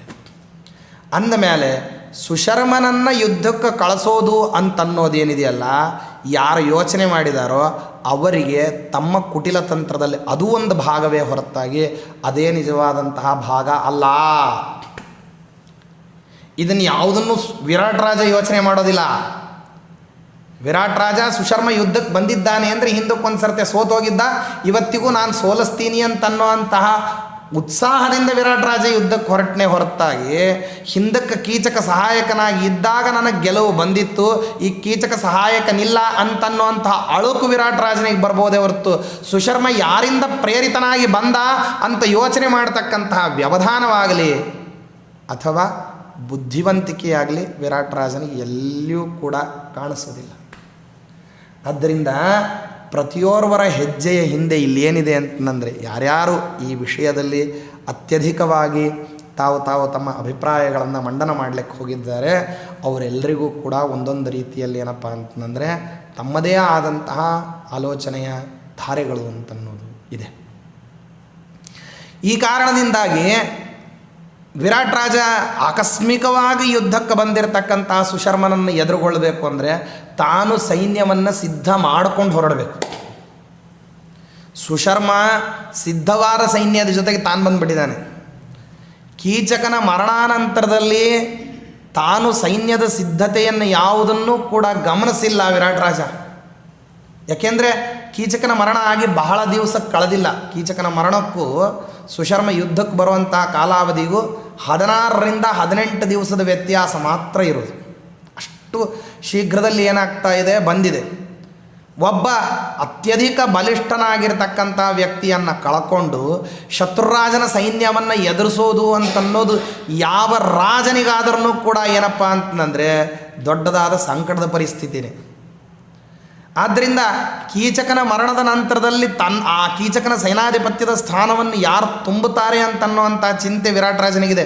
ವಿರಾಟ್ ರಾಜನ ಆಲೋಚನಾ ಧಾರೆ ಏನಿದೆ ಅಂತಂದರೆ ಅದು ಬೇರೆ ದಿಕ್ಕಿನಲ್ಲಿ ಹರಿತಾ ಇದೆ. ಇಷ್ಟನ್ನು ಮಾತ್ರ ವಿರಾಟ್ ರಾಜ ಯೋಚನೆ ಮಾಡಬಲ್ಲ. ವಿರಾಟ್ ರಾಜ ಯುದ್ಧಕ್ಕೆ ಯಾರು ಬಂದಿದ್ದಾರೋ, ಯುದ್ಧಕ್ಕೆ ನನ್ನೊಂದಿಗೆ ಅವ್ರು ಬರಬೇಕು ಅಂತಂದ್ರೆ ಅವ್ರ ಜೊತೆಗೆ ನನ್ನ ನಡವಳಿಕೆ ಹೇಗಿದೆ, ಅವ್ರ ನಡವಳಿಕೆ ಹೇಳಿದೆ, ನಮಗೆ ಹಿಂದೆ ಏನೇನು ಪ್ರಸಂಗಗಳು ನಡೆದಿದೆ, ದ್ವೇಷಪೂರಿತವಾಗಿರ್ತಕ್ಕಂಥ ನಡವಳಿಕೆ ಅಂತನ್ನೋದು ಆಗಿಬಿಟ್ಟಿದ್ರೆ ನಾನೇ ಯುದ್ಧವನ್ನು ಮಾಡಬೇಕಾದಂತಹ ಪ್ರಸಂಗ ಬರ್ತಿತ್ತು. ಹಾಗೆ ನಾನು ದ್ವೇಷವನ್ನು ಮಾಡಿಲ್ಲ, ಹಿಂದಕ್ಕೆ ನನ್ನ ಹತ್ರ ಸುಶರ್ಮ ಸೋತಿದ್ದಾನೆ ಅನ್ನೋ ಕಾರಣದಿಂದಾಗಿ ಅವನು ದ್ವೇಷವನ್ನು ಇಟ್ಟುಕೊಂಡಿದ್ದಾನೆ ಅಂತ ಇಷ್ಟು ಮಾತ್ರ ಯೋಚನೆ ಮಾಡ್ತಾನೆ ಹೊರತಾಗಿ ಈ ದ್ವೇಷದ ಉರಿ ಅನ್ನೋದು ದೇದೀಪ್ಯಮಾನವಾಗಿ ಬೆಳಗಬೇಕು ಅಂದ್ರೆ ಅದಕ್ಕೆ ಯಾರ ಕಾರಣ? ಕೇವಲ ಕೀಚಕ ಇಲ್ಲ ಅಂತನ್ನೋ ಕಾರಣದಿಂದಾಗಿ ಸುಶರ್ಮ ಬರಬಲ್ಲನೆ. ಹಾಗೊಂದು ವೇಳೆ ಬಂದು ಬಿಟ್ಟರೆ ಹಿಂದಕ್ಕೆ ಆದಂತಹ ಅಪಮಾನದ ಪುನರಾವೃತ್ತಿ ಸುಶರ್ಮನಿಗೆ ಆದರೆ ಸುಶರ್ಮನಿಗೆ ಯುದ್ಧದಿಂದ ಆಗುವಂಥ ನಷ್ಟ ಎಷ್ಟು? ಇವೆಲ್ಲವೂ ಏನಿದೆ ಅಂತಂದರೆ ವಿರಾಟ್ ರಾಜ ಯೋಚನೆ ಮಾಡಬೇಕಾಗಿರೋ ವಿಷಯಗಳು. ಆದರೆ ಇಷ್ಟು ಸುದೀರ್ಘವಾಗಿ ಏನು ಮಾಡಲಿಕ್ಕೆ ಹೋಗೋದಿಲ್ಲ ವಿರಾಟ್ ರಾಜ, ತಾನು ಯೋಚನೆ ಮಾಡಲಿಕ್ಕೆ ಹೋಗೋದಿಲ್ಲ. ಇದಿಷ್ಟು ಸುದೀರ್ಘವಾದಂತಹ ಆಲೋಚನೆಯನ್ನು ವಿರಾಟ್ ರಾಜ ಮಾಡೋದಿಲ್ಲ ಅಂತನ್ನೋದನ್ನು ದುರ್ಯೋಧನ ಮಾಡಿರ್ತಾನೆ. ಯಾರ ಮೇಲೆ ಯುದ್ಧಕ್ಕೆ ಹೋಗ್ತಿದ್ದೀವಿ ಆ ಯುದ್ಧಕ್ಕೆ ಹೋಗುವಂತಹ ಸಂದರ್ಭದಲ್ಲಿ ಆಕಸ್ಮಿಕವಾಗಿ ನಾವು ಅವರನ್ನು ತಡೆದುಕೊಂಡ್ರೆ ನಾವು ಯಾವುದಕ್ಕೆ ಯುದ್ಧ ಮಾಡಲಿಕ್ಕೆ ಬಂದಿದ್ದೀವಿ ಅಂತಂದರೆ ಕೇವಲ ಮತ್ಸ್ಯ ದೇಶದ ಸಂಪತ್ತಿನ ಮೇಲಿನ ಲೋಭದಿಂದ ಬಂದಿದ್ದೀವಿ ಅಂತ ವಿರಾಟ್ ರಾಜ ಅನ್ಕೊಳ್ಳುವಂತಹ ಪ್ರಸಂಗ ಇದೆ. ನಾವು ಆನಂತರದಲ್ಲಿ ಯುದ್ಧಾನಂತರದಲ್ಲಿ ನಾವು ಮತ್ತೆ ಒಪ್ಪಂದ ಮಾಡ್ಕೊಳ್ಳೋದಾದರೂ ವಿರಾಟ್ ರಾಜನ ಜೊತೆಗೆ ಇಂತಿಷ್ಟು ಸಂಪತ್ತು ನಿನಗೆ ಸಂಗ್ರಹೀತವಾಗಿರತಕ್ಕಂಥ ಕರದಲ್ಲಿ ಇಷ್ಟನ್ನು ನೀನು ತಗೋ, ನೀನು ನಮ್ಮ ಸುಪರ್ದಿಯಲ್ಲಿರುವಂತಹ ಮಾಂಡಲಿಕ ರಾಜ, ಇಷ್ಟನ್ನು ನಮಗೆ ಬೇಷರತ್ತಾಗಿ ಕೊಟ್ಟುಬಿಡು ಅಂತ ಈ ರಾಜತಾಂತ್ರಿಕದ ಸಂಬಂಧಗಳು ಏನಿದೆಯೋ ಇದನ್ನ ಬಗ್ಗೆ ಮಾತ್ರ ಮಾತಾಡ್ತಾರೆ ಹೊರತಾಗಿ ನೀವ್ಯಾಕೆ ಸುಶರ್ಮನನ್ನು ಬೆಂಬಲಿಸ್ಲಿಕ್ಕೆ ಬಂದ್ರಿ ಅಂತ ವಿರಾಟ್ ರಾಜ ಕೇಳಲಿಕ್ಕೆ ವಿರಾಟ್ ರಾಜ ಒಬ್ಬ ಸಮರ್ಥನಾಗಿರತಕ್ಕಂತಹ ರಾಜ ಆಗಿರೋದಿಲ್ಲ, ಸೋತಿರ್ತಾನಲ್ವೇ. ಒಬ್ಬ ವ್ಯಕ್ತಿ ಇನ್ನೊಬ್ಬನ ಜೊತೆಗೆ ಸಮಾನ ಸ್ಕಂದನಾಗಿ ಮಾತನಾಡಬೇಕಾದ್ರೆ ಆ ವ್ಯಕ್ತಿ ಬಲಹೀನನಾಗಿಬಿಟ್ಟ, ಅಧಿಕಾರ ವಂಚಿತನಾಗಿಬಿಟ್ಟ, ಅವನು ಅಸಮರ್ಥ ಅಂತಾಗಿಬಿಟ್ಟ ಅಂತಂದರೆ ಬಲಿಷ್ಠನಾದಂಥವನು ಅವನ ಜೊತೆಗೆ ಮಾತಾಡುವಂತಹ ವೈಖರಿನೇ ಬೇರೆದಿರ್ತದೆ. ದುರ್ಬಲನಾದವನಿಗೆ ಆವಾಗ ಪ್ರಶ್ನೆಗಳನ್ನು ಕೇಳತಕ್ಕಂತಹ ಅವಕಾಶಗಳು ಕಡಿಮೆ ಇರ್ತವೆ. ಸಂಧಿ ಅಂತನ್ನೋದು ಒಂದು ಸಮಾನರಲ್ಲಿ ನಡೀತು ಅಂತಂದರೆ ಆಗ ಪರಸ್ಪರರಲ್ಲಿ ಒಪ್ಪಂದಗಳು ಅನ್ನೋದು ನಡೀತದೆ. ಪರಸ್ಪರರಲ್ಲಿ ನಾವಿಷ್ಟು ಮಾಡ್ತೀವಿ, ನೀವಿಷ್ಟು ಮಾಡಿರಿ, ನೀವಿಷ್ಟು ಬಿಟ್ಟು ಕೊಡ್ರಿ, ನಾವಿಷ್ಟು ಬಿಟ್ಟು ಕೊಡ್ತೀವಿ, ಇಬ್ಬರೂ ಈ ವಾಚನಗಳನ್ನು ಉಲ್ಲಂಘನ ಮಾಡಬಾರ್ದು ಅಂತ ಸಮಬಲರಲ್ಲಿ ಆಗತಕ್ಕಂಥ ಸಂಧಿ. ವಿಷಮ ಬಲರಲ್ಲಿ ಏನಾದರೂ ಯುದ್ಧಕ್ಕೆ ಮತ್ತು ಪರಿಸಮಾಪ್ತಿಯನ್ನು ಹಾಡೋಣ, ಸಂಧಿಯನ್ನು ಮಾಡಿಕೊಳ್ಳೋಣ ಅಂತನ್ನುವಂಥ ಪ್ರಸಂಗದಲ್ಲಿ ವಿಷಮ ಬಲ ಹೇಳಿದ್ದನ್ನು ಪ್ರಬಲನಾದವನು ಕೇಳೋದಿಲ್ಲ. ಆಗ ಪ್ರಬಲನಾದವನು ಏನು ನೀತಿ ನಿಯಮಗಳನ್ನು ಹಾಕ್ತಾನೋ ತಾನು ಸಸ್ಟೇನ್ ಆಗಲಿಕ್ಕೆ, ತಾನು ಸರ್ವೈವ್ ಆಗಲಿಕ್ಕೆ ದುರ್ಬಲನಾದವನು ಏನು ಮಾಡಬೇಕಾಗ್ತದೆ, ಅದನ್ನೆಲ್ಲ ಒಪ್ಕೊಳ್ಬೇಕಾಗ್ತದೆ. ಅದಕ್ಕಾಗಿಯೇ ಕೃಪಾಚಾರ್ಯರು ಏನು ಮಾಡಿದರು ಅಂತಂದರೆ ಹಿಂದಕ್ಕೆ ಹೇಳಬೇಕಾದ್ರೆ ಕೃಪಾಚಾರ್ಯ ಇನ್ನೂ ಸೂಕ್ಷ್ಮಾಂಶದಲ್ಲಿ ಹೇಳಿದ್ರು. ಏನು ಹೇಳಿದರು ಅಂತಂದರೆ ಪಾಂಡವರ ಜೊತೆಗೆ ಸಂಧಿಯಾದ್ರೂ ದುರ್ಯೋಧನ ನೀನು ಬಲಿಷ್ಠನಾಗಿ ಸಂಧಿಯನ್ನು ಮಾಡ್ಕೊಳ್ಳೆ ಹೊರತಾಗಿ ದುರ್ಬಲನಾಗಿ ಮಾಡ್ಕೊಳ್ಳಿಕ್ಕೆ ಹೋಗಬೇಡ. ಯುದ್ಧವನ್ನು ಮಾಡೋದಾದ ಪಕ್ಷದಲ್ಲಂತೂ ಸರಿನೇ ಸರಿ, ಆವಾಗ ನೀನು ಪ್ರಬಲನಾಗಿಯೇ ಯುದ್ಧಕ್ಕೆ ಹೋಗಬೇಕೆ ಹೊರತು ದುರ್ಬಲನಾದರೆ ಅಥವಾ ಸಮಬಲನಾಗಿ ಬಿಟ್ಟರೆ 3 ರೀತಿಯ ಅವಸ್ಥೆ ಇದೆ. ಒಂದು ಪ್ರಬಲ ಅಥವಾ ಸಮಬಲ, ಇಲ್ಲ ದುರ್ಬಲ. ನೀನು ಸಮಬಲನಾದ್ರೂ ನಿನಗೆ ಯುದ್ಧದಲ್ಲಿ ಗೆಲ್ತೀನಿ ಅನ್ನುವಂತಹದ್ದಿಲ್ಲ, ಅವಕಾಶಗಳ ಕಡಿಮೆ. ದುರ್ಬಲನಾದ್ರಂತೂ ಅವಕಾಶ ಇಲ್ಲೇ ಇಲ್ಲ ಅಂತ ಅನ್ಕೊಂಡ್ಬಿಡು. ಪ್ರಬಲನಾದರೆ ಯುದ್ಧದಲ್ಲಿ ಗೆಲ್ಲುವಂಥ ಅವಕಾಶ ಇದೆ, ಯುದ್ಧವಾದರೆ ಗೆಲ್ಲುವಂಥ ಪ್ರಸಂಗ. ಯಾವಾಗಲೂ ರಾಜತಾಂತ್ರಿಕ ವ್ಯವಸ್ಥೆಯಲ್ಲಿ ಯುದ್ಧಕ್ಕೆ ಕೊನೆಯದಾಗಿರತಕ್ಕಂಥ ಅವಕಾಶ, ಅದಕ್ಕಿಂತಲೂ ಮುಂಚೆ ಸಂಧಿ, ಯಾಸನ, ಯಾನ, ದ್ವೈದೀಭಾವ ಅಂತ ಅನೇಕ ವಿಧವಾದಂತಹ ಉಪಾಯಗಳಿದ್ದಾವೆ. ಈ ಉಪಾಯಗಳಲ್ಲಿ ಯಾವುದಾದ್ರೂ ಒಂದು ಉಪಾಯವನ್ನು ಆರಿಸ್ಕೊಂಡು ಯುದ್ಧವನ್ನು ಮಾಡದೇ ಇರೋ ಹಾಗೆ ಎಚ್ಚರವನ್ನು ಉಭಯತ್ರ ಇರತಕ್ಕಂತಹ ಮುತ್ಸದ್ದಿಗಳು ಮಾತಾಡ್ತಾರೆ. ಆದ್ದರಿಂದ ಸಂಧಿಯನ್ನು ಮಾಡಿಕೊಳ್ಳೋದಾದರೂ ನೀನು ಬಲಿಷ್ಠನಾಗು. ಮತ್ತಿನ್ನು ಸಂಧಿಯನ್ನು ಮಾಡಿಕೊಳ್ಳೋದಿಲ್ಲ, ನಾನೇನು ಮಾಡ್ಕೊಳ್ತೀನಿ ಅಂತಂದರೆ ಯುದ್ಧವನ್ನೇ ಮಾಡ್ಕೊತೀನಿ ಅಂತಂದ್ರೂ ಕೂಡ ಆಗಲೂ ನಿನಗೆ ಮಿತ್ರ ವ್ಯಕ್ತಿಗಳ ಸಹಾಯ ಇರಬೇಕು, ಜೊತೆಗೆ ಧನಾದಿಗಳ ಪ್ರಾಬಲ್ಯ ಇರಬೇಕು, ಕೋಶ ಸಮೃದ್ಧಿ ಇರಬೇಕು, ಅಧಿಕಾರಿ ವರ್ಗದವ್ರಿಗೆ ಸಹಾಯ ಮಾಡಬೇಕು, ಮಿತ್ರರು ನಿನಗೋಸ್ಕರವಾಗಿ ಪ್ರಾಣವನ್ನು ಪಣಕ್ಕಿಟ್ಟು ಹೋರಾಡಲಿಕ್ಕೆ ಬರಬೇಕು. ಇದೇ ಮಾತನ್ನು ದುರ್ಯೋಧನ ಗೀತಾದಲ್ಲೂ ಹೇಳ್ತಾನೆ. ಏನು ಹೇಳ್ತಾನೆ ಅಂತಂದರೆ, ನನ್ನ ಹತ್ತಿರದಲ್ಲಿ ಯಾರ್ಯಾರಿದ್ದಾರಲ್ಲ ಅವರೆಲ್ಲರೂ ಕೂಡ ಪ್ರಾಣವನ್ನು ಬಿಟ್ಟಾದ್ರೂ ಕೂಡ ನನಗೆ ಜಯವನ್ನು ಮದರ್ಥೇ ತ್ಯಕ್ತ ಜೀವಿತಾಹ ಅಂತ ಒಂದು ಶಬ್ದ ಪ್ರಯೋಗ ಮಾಡ್ತಾನೆ. ನನಗೋಸ್ಕರ ಏನು ಬಿಡ್ಲಿಕ್ಕೆ ಸಾಧ್ಯ ಇದೆ, ಅವರಿಗೆ ಜೀವ ಬಿಡ್ಲಿಕ್ಕೆ ಸಾಧ್ಯ ಇದೆ ಅಂದಮೇಲೆ ಅವ್ರು ಇವನಿಗೋಸ್ಕರ ಏನು ಬಿಟ್ಟರು, ಜೀವನೇ ಬಿಟ್ಟರು, ಅವರು ಜಯವನ್ನು ತಂದು ಕೊಡಲಿಲ್ಲ. ನೋಡ್ರಿ ಸ್ವಾರಸ್ಯ, ಅದನ್ನೇ ವ್ಯತ್ಯಾಸವಾಗಿ ಅರ್ಥ ಬರೀತಾರೆ ಮಂತ್ರಾಲರಾಯರು. ಅದಕ್ಕೇನೆ ದುರ್ಯೋಧನ ಅಂದುಕೊಂಡಿದ್ದು ಸತ್ಯ, ನನಗೋಸ್ಕರವಾಗಿ ಜೀವ ಬಿಡ್ತಾರೆ ಅಂಥೇಳಿ ಇವನಿಗೋಸ್ಕರ ಅವ್ರ ಜೀವ ಬಿಟ್ಟರೆ ಹೊರತಾಗಿ ಅವ್ರ ಜಯ ಸಂಪಾದನೆ ಮಾಡಿಕೊಡಲಿಲ್ಲ.